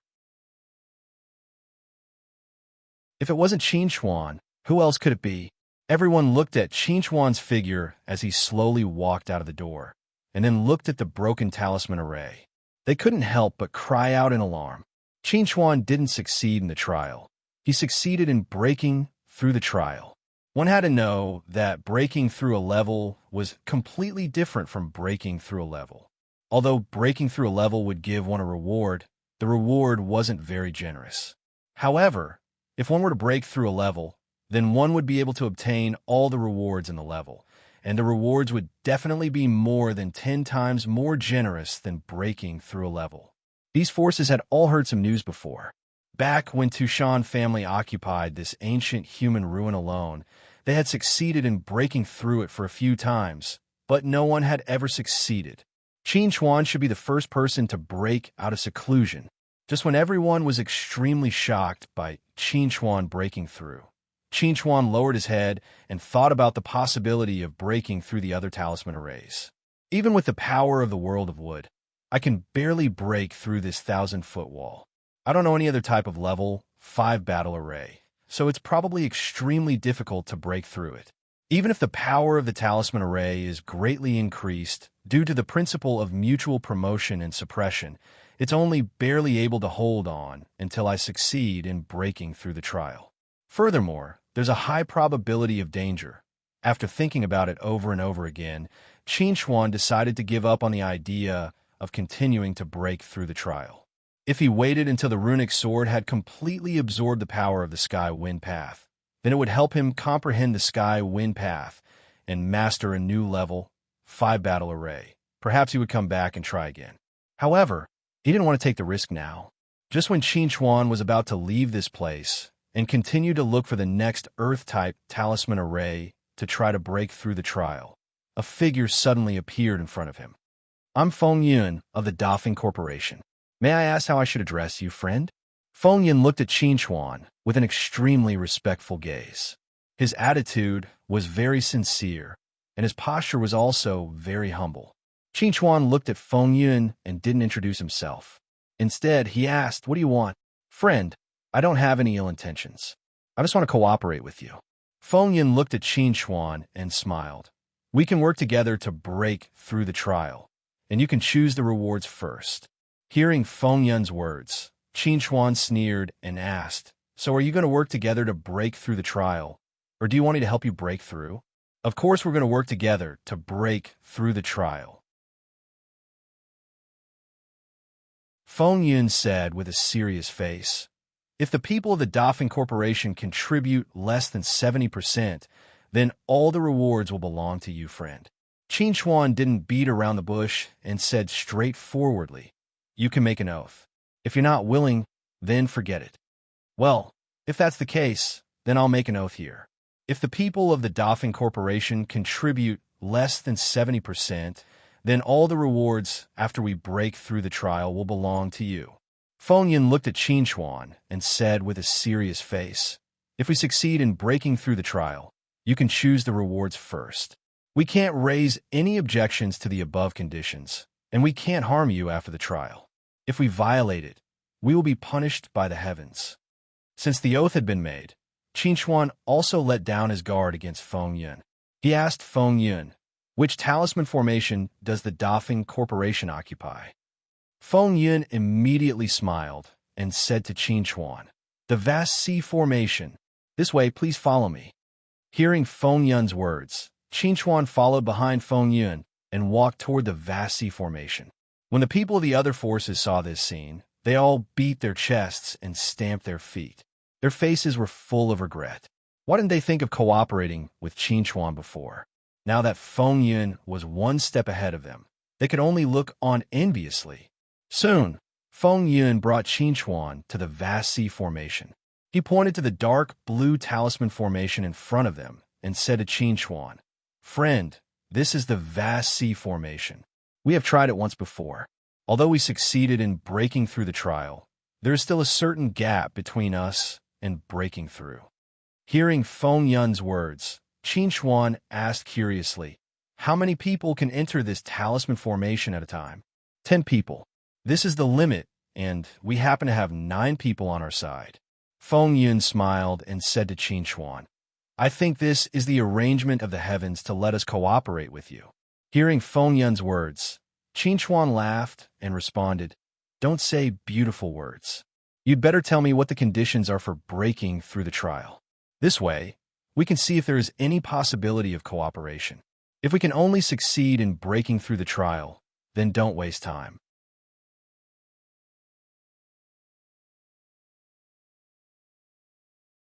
Chapter 984. Feng Yun didn't care about Qin Chuan's attitude. He smiled at Qin Chuan and said, "Different situations call for different actions. If you want to break this vast ocean formation, you have to fill it up." Hearing Feng Yun's words, Qin Chuan asked Feng Yun, "In that case, after your previous attempts, you should only be able to fill up about 70% of the vast ocean formation, right?" Feng Yun chuckled and replied, "You guessed right. We were only able to fill up about 75% of the vast ocean formation in our previous attempts. This is also why I have the confidence to say that we don't need any rewards if our contribution is less than 70%. If that's the case, then let's prepare to break through."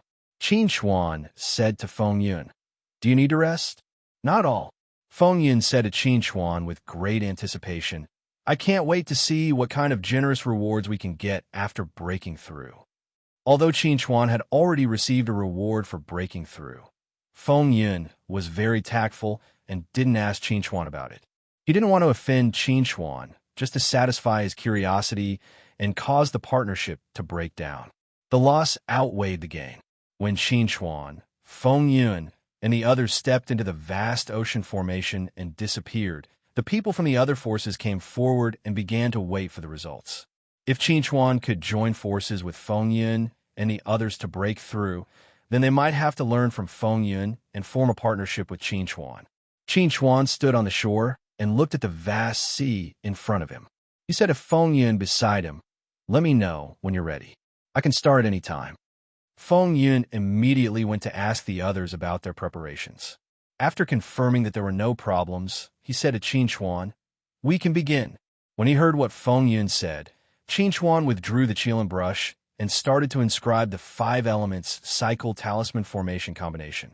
Feng Yun stood at the side and saw the talisman formation combination that was gradually taking form under Qinchuan's brush, and a wisp of a subtle expression couldn't help but flash past the bottom of his eyes. Could it be that Qinchuan relied on this talisman formation combination to successfully break through earlier? However, this was obviously not the time to think about these questions. They were about to start the trial. If they could not fill up the vast ocean formation in front of them within 10 minutes, they would fail the trial again. And after this failure, they would be punished by not being able to attempt the trial again for 10 days. When everyone had successfully inscribed the Earth attribute talisman formation, they started the work of filling up the sea together. Along with a large amount of sand pouring into the vast ocean formation, the sea level of the vast ocean formation gradually rose, and at the same time, the seawater was also rapidly decreasing. Time passed by quickly, and in the blink of an eye, 8 minutes had passed. Through everyone's efforts, although they had already filled up more than half of the vast ocean formation, there was still a large gap. The remaining 2 minutes were obviously not enough to support everyone to successfully break through. Just when Qinchuan discovered this point, Feng Yun also noticed this point. His face suddenly became unsightly as he said in a deep voice, "Friend, if you still don't have any methods, please use them. I can promise that you will monopolize 40% of the rewards." When he heard Feng Yun's words, Qinchuan slightly frowned and said in a low voice, "I can give it a try."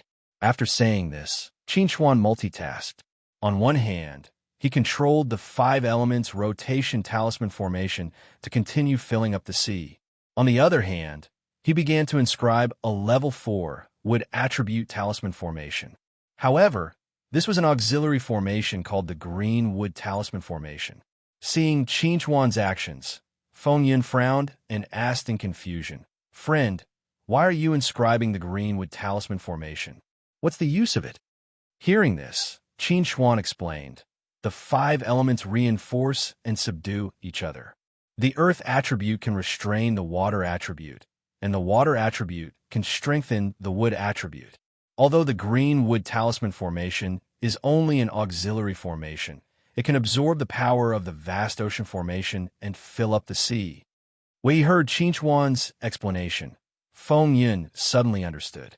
With a face full of surprise, he said to Qinchuan, "Why didn't I think of this? Friend, you are really too smart. Okay, don't worry about breaking the formation." Qinchuan pursed his lips. "I can't be distracted. I can't be distracted." When Feng Yun heard this, he immediately shut his mouth and calmly activated the formation plate in front of him to control the formation to fill up the sea. He seemed to have seen the hope of victory. In the outside world, just as everyone was curiously and expectantly waiting for the results of Qinchuan's group breaking through, several figures suddenly appeared nearby. Looking at their clothes, they should be people from the Heavenly Travel Union. Whoosh! The leader landed in front of the crowd. Facing everyone, he asked in a gloomy tone, "I am Deacon Moses of the Heavenly Travel Union. Earlier, I sensed that someone from our Heavenly Travel Union died here. Do you know who did it?" When everyone heard Moses' question, they were slightly stunned. Then, they subconsciously looked at the vast ocean formation not far away. Noticing the change in everyone's gaze, the people from the Heavenly Travel Union also looked over there. The murderer of our Heavenly Travel Union's members is breaking through the formation? Hearing the words of the people from the Heavenly Travel Union, someone whispered, "It's not breaking through, it's breaking through." Breaking through, Moses was stunned for a moment. He asked, "Could it be that the person who did it is an almighty Dongshu stage cultivator? If it was really some almighty Dongshu stage cultivator who killed their Heavenly Travel Union's members, then he would have to carefully consider whether or not he should continue to hold on to this matter. No, it's a mid-divine transformation stage cultivator. However, he does have the ability to break through. He already broke through one formation before." Among the crowd, there were people who continued to leak information about Qinchuan to Moses. Furthermore, he has a very strange ability. He can instantly kill his enemies. When Moses heard this, he couldn't help but furrow his brows. A mid-divine transformation stage cultivator had the ability to instantly kill people. Furthermore, the person he killed was a late divine transformation stage cultivator? How could this be possible? Just as Moses was thinking about this, the vast ocean formation suddenly shattered, turning into a door overflowing with light. Several figures walked out from within, each of their faces brimming with excitement. Great, we finally succeeded. Is this the reward for breaking through? It's too generous, it's too satisfying. All right, quiet down. Keep a low profile. Feng Yun's voice rang out, ordering the excited members to keep quiet. When everyone heard Feng Yun's words, they immediately quieted down. However, the excitement on their faces was still difficult to conceal. When the people outside saw Feng Yun's group and Qinchuan break through once again, their expressions became extremely interesting. They had been entrenched here for 3 days, and it was very difficult for them to even break through the formation. However, Qinchuan had only been here for less than an hour, and he had already broken through 2 formations consecutively. He had received 2 rewards for breaking through the formation. This gap was too big.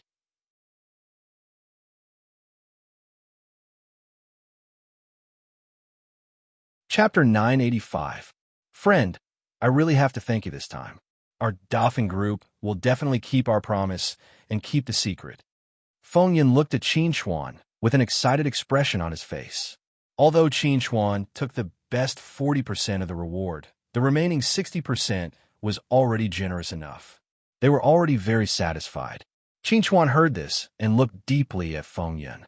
Then he said to Feng Yun, I hope you remember the oath you once made. Let's part ways here. Qinchuan knew that after this round, there would definitely be other forces imitating the Dolphin group to seek cooperation with him.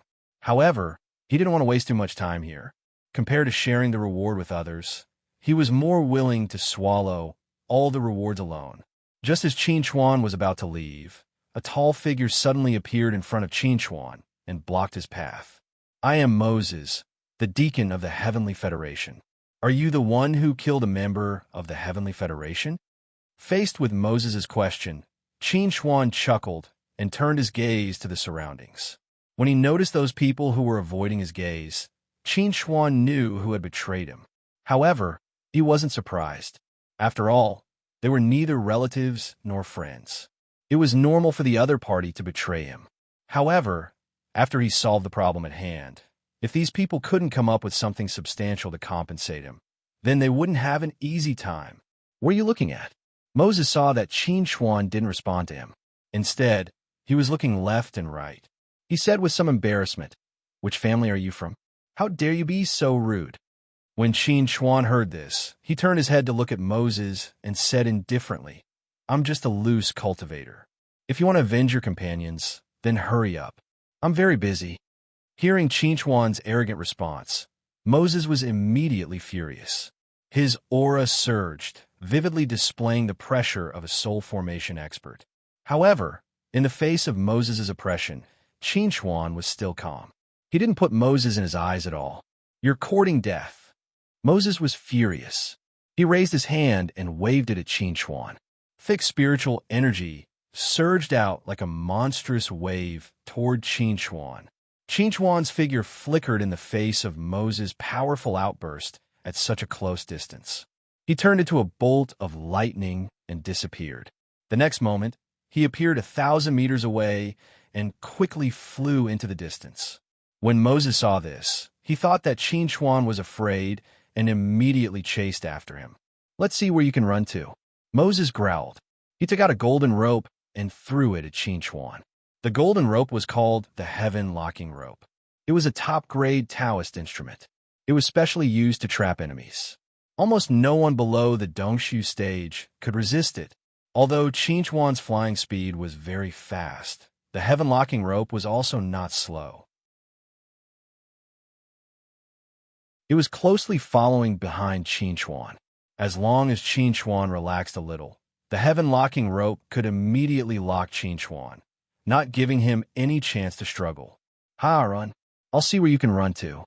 Moses saw Qin Huan's embarrassed appearance and laughed proudly. There has never been a cultivator below the Dongshu stage who could escape the pursuit of the heaven-locking rope. Today, you will definitely die. If you can hand over the reward for passing the test, maybe I will spare your life." Hearing Moses' shout behind him, Qin Huan sneered and said, "I thought you really came for revenge. It turns out that you were just coveting my reward for passing the test. Do you know what the reward is?" Hearing Qin Huan mention the reward for passing the test, Moses immediately asked excitedly, "What is the reward for passing the test? Tell me." When Qin Huan heard this, he chuckled and said to Moses, "Then let this rope stop first. Let's have a good chat." "Humph, do you think I'm a 3-year-old child? How can I be deceived by you?" Moses sneered. "When I catch you and unlock the restriction on your storage ring, I can naturally search your things at will. At that time, I will know what the reward for passing the test is without you telling me." Hey, you don't really think I'm running away because I'm afraid of you, do you?" At this moment, Qin Huan suddenly stopped running and turned abruptly to face the heaven-locking rope. When the heaven-locking rope approached Qin Huan and wanted to trap Qin Huan, Qin Huan's figure flashed again and suddenly appeared in front of Moses. "God's sword essence."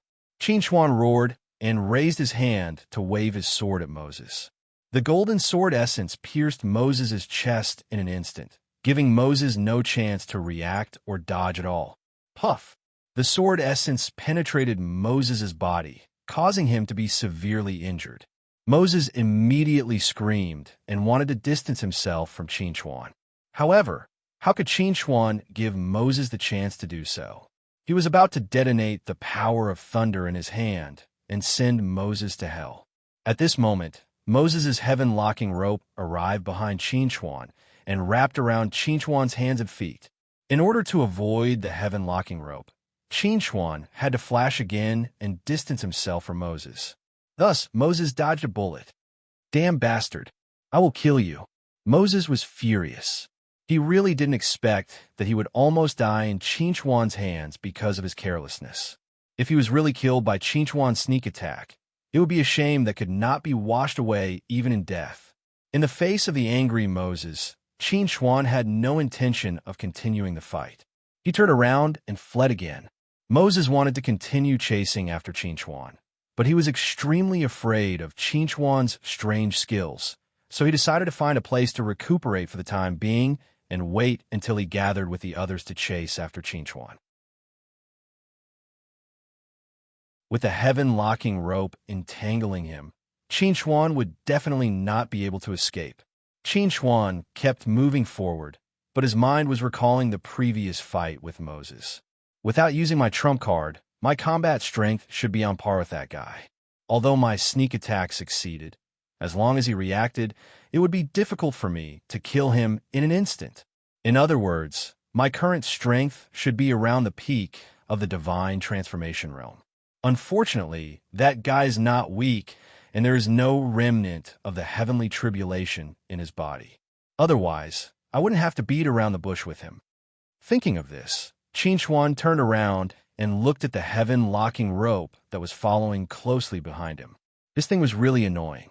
If it wasn't for this thing harassing him, he might not have chosen to escape earlier. I have to think of a way to get rid of this heaven-locking rope. Otherwise, it's not a good thing to keep being entangled like this. Qin Huan thought about the methods he had mastered, but he couldn't think of any reliable method. So, he once again turned his attention to the little armored dragon. "Little armored dragon, don't sleep anymore. I brought you something delicious." Hearing Qin Huan's call, the little armored dragon, who was hugging the monster core and sleeping soundly in its brain, opened its eyes in a daze. Its chubby face revealed a hint of curiosity. "I heard there's something delicious."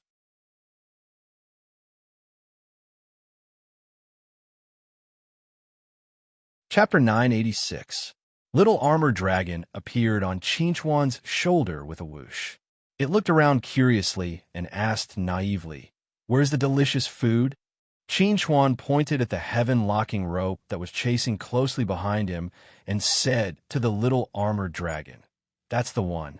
"That's Before Qin Chuan could utter the words of deception that he had prepared, the little armored dragon impatiently rushed forward, opened its mouth wide, and swallowed the entire heaven-locking rope into its stomach. Qin Chuan was shocked when he saw this.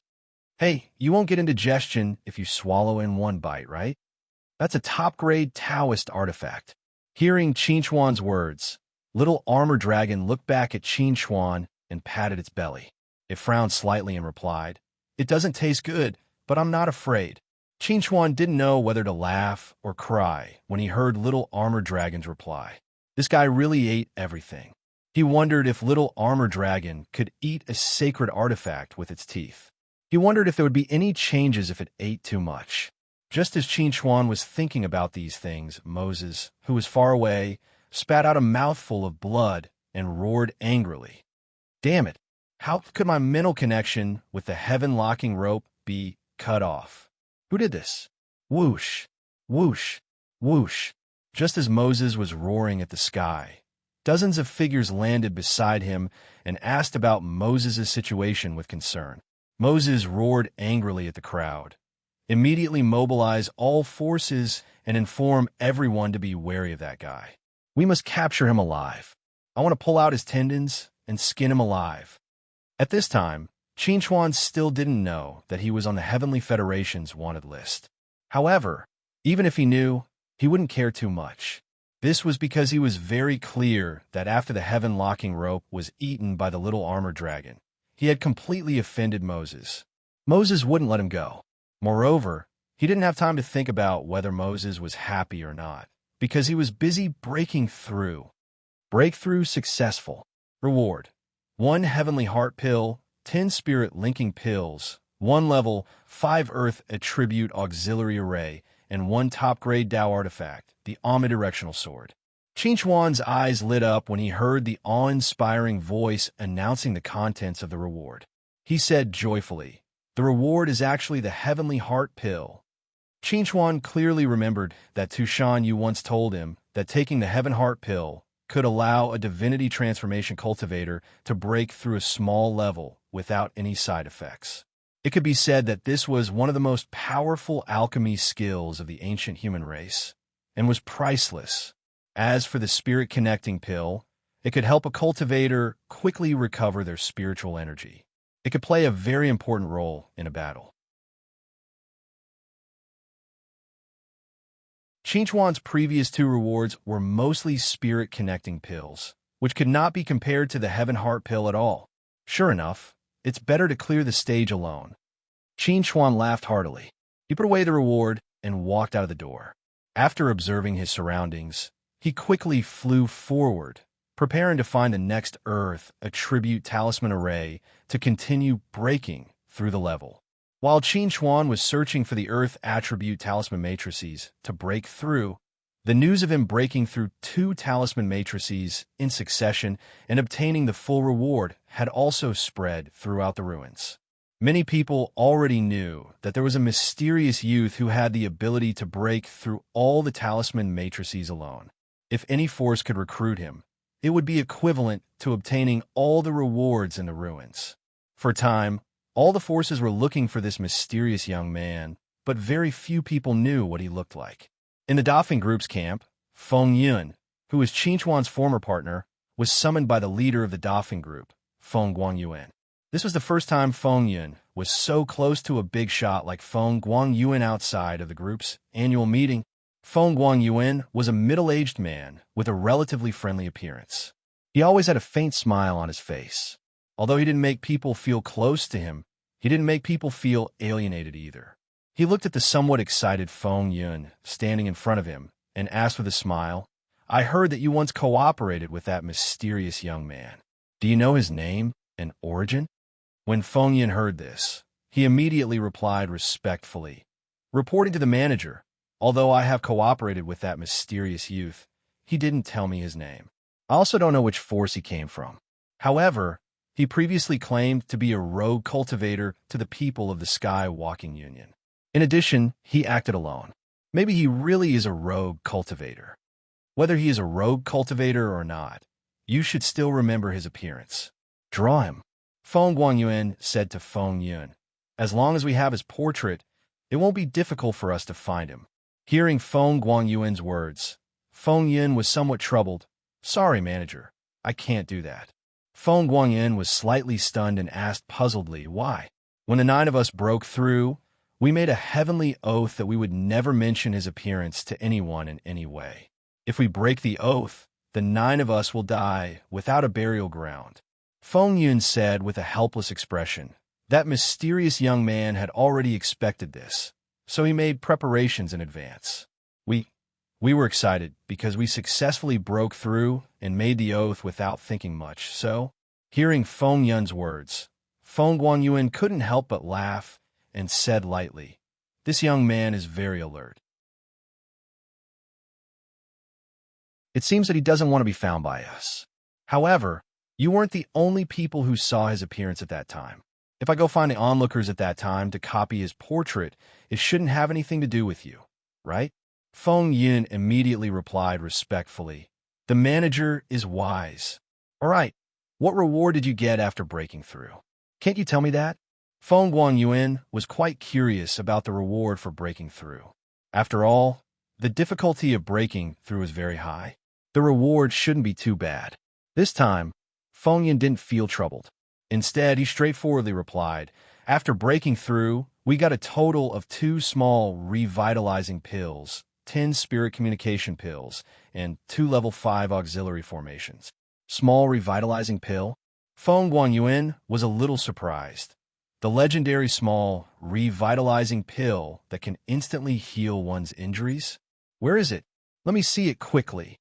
Facing the anxious Feng Guangyuan, Feng Yun had a troubled expression and said softly, the small revitalizing pill, we didn't get it. It was taken by that young man. All of it. Feng Guangyuan was shocked. How could you let him take all of it? Back then, in order to cooperate with him, we made an oath to let him choose the reward first and take 40%. Feng Yun didn't dare to look at Feng Guangyuan's face. He lowered his head and said, he chose 2 small revitalizing pills and gave the rest to us. We couldn't say much. Hearing Feng Yun's reply, Feng Guangyuan's face instantly darkened.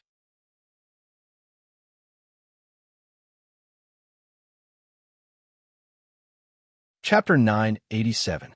While Feng Guangyuan was asking Feng Yun about Qinchuan, some members of the Sky Travel Union had already begun to hunt down Qinchuan under the operation of Moses. Anyone who provided information about Qinchuan to the Sky Travel Union would be rewarded handsomely. For a moment, people were paying attention to Qinchuan's whereabouts in the ruins, hoping to exchange a generous reward with the Sky Travel Union. In a valley, over 100 Tushan family people gathered. This was the meeting place they chose before they entered the historical site. By now, most of the people who hadn't arrived yet were either sent to somewhere far away or had already been sacrificed. Third brother, have you heard about the Sky Travel Union? Tushan Hao looked at the wanted order in his hand and said to Tushan Lei, it said that the people of the Sky Travel Union wanted to snatch the talisman matrix occupied by Qinchuan. In the end, they were killed by Qinchuan instead. Therefore, the Sky Travel Union has been hunting down Qinchuan everywhere. Tushan Lei heard this and said indifferently, the Sky Travel Union is getting worse and worse. This kind of thing has caused a huge uproar. Don't they feel ashamed? Hearing Tushan Lei's words, Tushan Hao asked, according to you, should we help Qinchuan? Don't worry for the time being.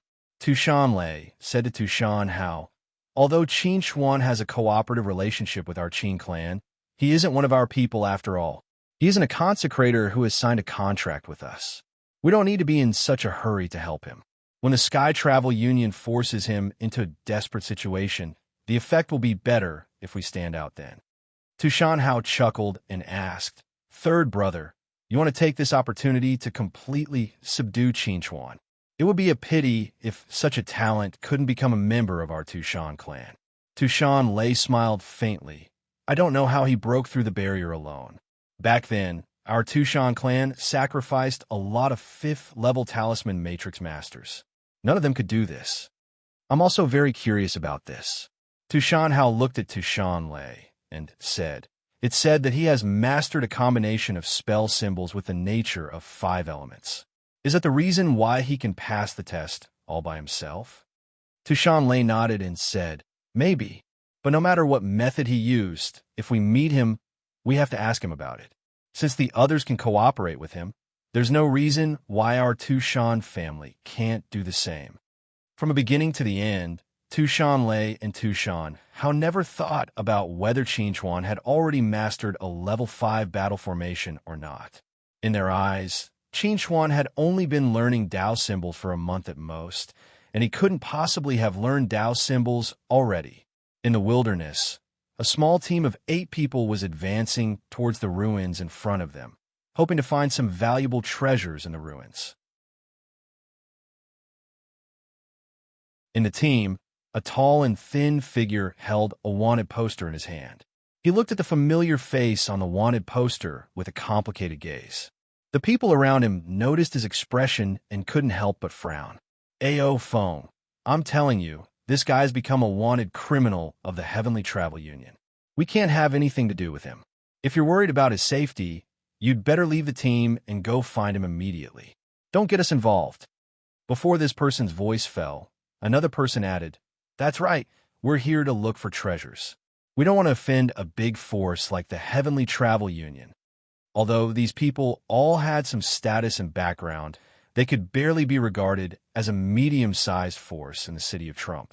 Compared with a big force like the Heavenly Travel Union, the gap was too big. Unless they didn't want to live anymore, they absolutely couldn't provoke the Heavenly Travel Union.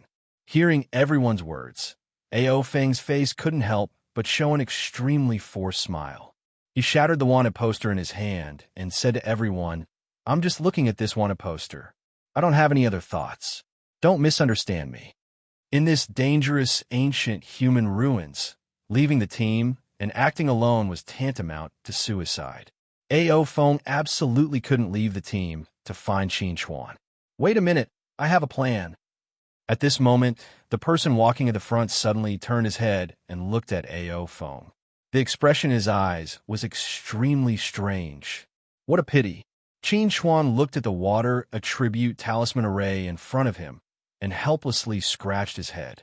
Along the way, he had encountered many talisman arrays that had yet to be occupied.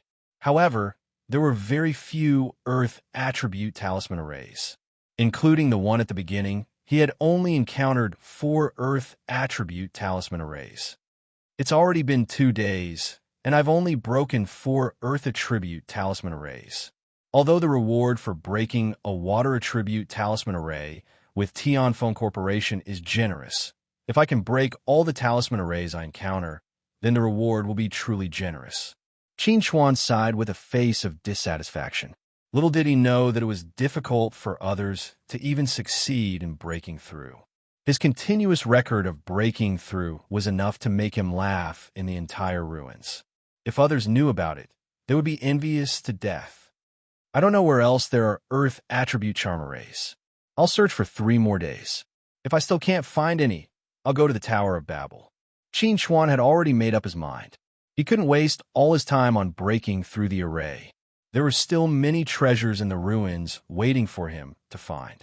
Just as Qinchuan was about to turn and leave, the runic sword in his mind suddenly became active. Seeing this scene, Qinchuan couldn't help but reveal a look of surprise.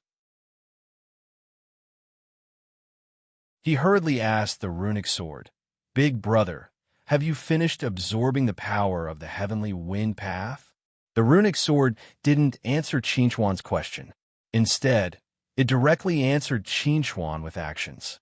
Just like the time when he comprehended the sunflower path, this time, Qinchuan also comprehended the heavenly wind path in an instant and obtained a level 5 wind attribute battle array. Whirlwind. Good battle array, good name. Qinchuan's face was full of smiles. He said with some pity, It's a pity that I don't have the time to study this battle array. Otherwise, I would have one more trump card. Just as Qinchuan was thinking about this, a charm array suddenly shattered not far from Qinchuan, forming a large door with flowing lights. Seeing this scene, Qinchuan's eyes couldn't help but flash with a look of surprise. Someone actually broke through the array? I wonder how many of them worked together to break through the array. Just as Qin Chuan was thinking about this, a tall figure slowly walked out from the large door. She wore a light yellow dress, and her delicate face was covered by a veil. Only a pair of cold eyes could be seen. When he saw this figure, Qin Chuan couldn't help but be slightly stunned. This figure was so familiar.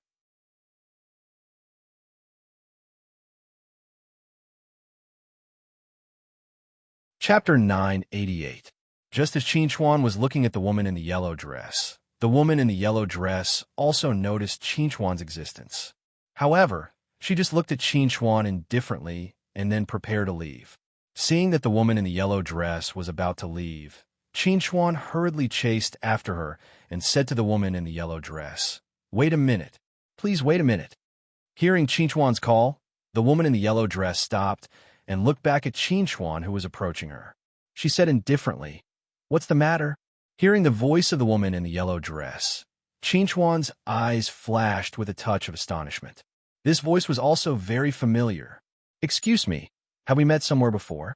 Qin Chuan looked at the woman in the yellow dress and said very seriously, "I feel that you are very familiar. Can you take off your veil and let me have a look at you?" Facing Qin Chuan's somewhat rude request, the woman in the yellow dress's eyes immediately flashed with a touch of coldness. She said in a cold voice, "Get lost. I'm not deliberately flirting with you. I'm serious."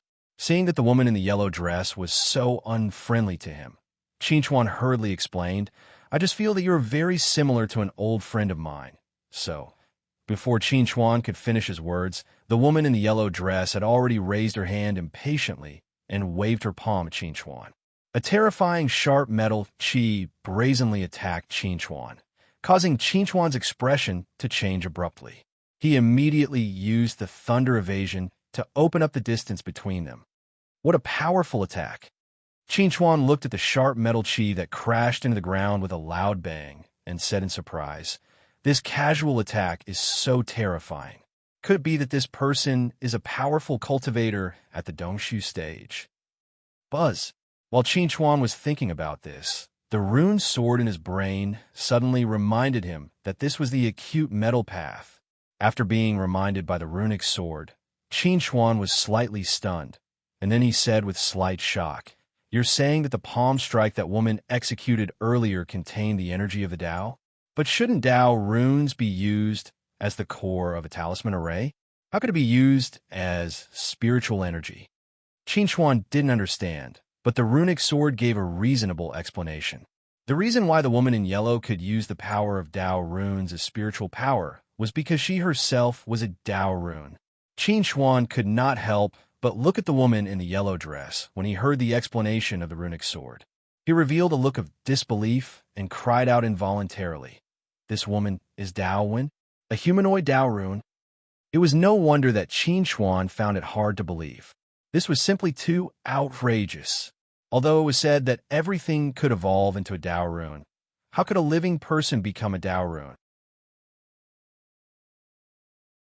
Although he had only seen 2 Tao runes with his own eyes, he had never heard of the existence of humanoid Tao runes in the universe.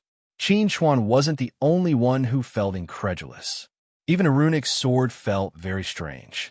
Previously, it had sensed that the woman in yellow dress was an ordinary person. However, when the woman in yellow dress attacked, it sensed that the woman in yellow dress had suddenly turned into a Tao rune.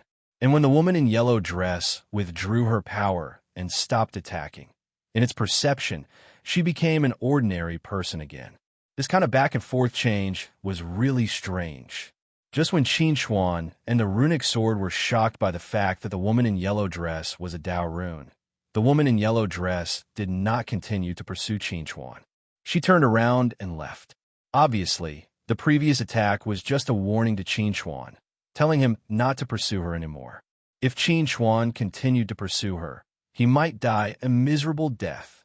Qin Chuan stood in the air and watched the woman in yellow dress leave. He only landed on the ground when she was out of sight. He was still thinking about everything that had just happened. "Big brother, are you sure that woman is a Tao rune?" Qin Chuan's expression was subtle. Could this be the first humanoid Tao rune in history? The runic sword immediately responded. He was sure that the woman was the acute metal Dao rune, and she was also the first humanoid Dao rune he had encountered. After receiving the runic sword's response, Qinchuan's expression changed slightly. He asked, "If other people find out about the woman's identity, will she become a target for capture?" Facing Qinchuan's worries and doubts, the runic sword responded again. The possibility of this happening was very high. "No, I have to confirm her identity." Qinchuan pursed his lips and said to the runic sword, "Can you still perceive her whereabouts? I have to catch up with her. Even if I get hurt, I have to confirm whether my feeling is right or not." However, it was a pity that when the woman in yellow dress did not reveal her acute metal qi, the runic sword could not detect her whereabouts. It would be difficult for Qinchuan to catch up with the woman in yellow dress now. This result was really hard for Qinchuan to accept. "Is it you or not?" Qinchuan looked in the direction where the woman in yellow dress left with a complicated expression. His heart was full of emotions. 10 days had passed since the ancient human ruins were opened. During these 10 days, Qinchuan kept exploring the place where the 5 elemental charm arrays gathered. On one hand, he hoped to break more earth attribute charm arrays to obtain more rewards. On the other hand, he hoped to see the woman in yellow dress again. His original plan of going to the Tower of Babel had been put on hold indefinitely. Just as Qinchuan was looking around for the woman in yellow dress, a golden pillar of light suddenly shot up into the sky from the distant wasteland, emitting an extremely shocking energy fluctuation. Seeing this scene, the surrounding people immediately gathered in that direction, wanting to see what was going on. "There's such a big commotion over there. Maybe she'll also go over to take a look." Thinking of this, Qinchuan no longer hesitated and immediately rushed toward the place where the pillar of light was. Just as Qinchuan and the others were moving toward the place where the pillar of light was, a dispute was happening there. "You people from the Hulk organization, don't go too far. Although you're a big force, the forces behind us aren't to be trifled with either." Jensen glared angrily at the people from the Hulk organization standing in front of him.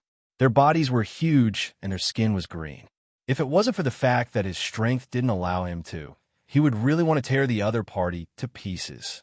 They were the ones who discovered the ruins first, and they were also the ones who found the clues and found the location of the treasure. However, these people from the Hulk organization suddenly appeared and wanted to steal their treasure. Since you know that we're from the Hulk organization, then you should know that we're never afraid of any trouble. Not to mention you little guys, even if the people from the Metropolis government were here, we'd still dare to attack. The leader of the Hulk organization laughed coldly. "Treasures have always been obtained by those who are capable. You don't have the strength and can't protect this treasure. Who can you blame? My name is Nua Hansen. If you're not convinced, you can wait until you leave this place and bring the forces behind you to seek justice from me." You're tuning in to the Warrior Lore YouTube channel. Don't forget to subscribe and join us on this journey to catch the most captivating stories.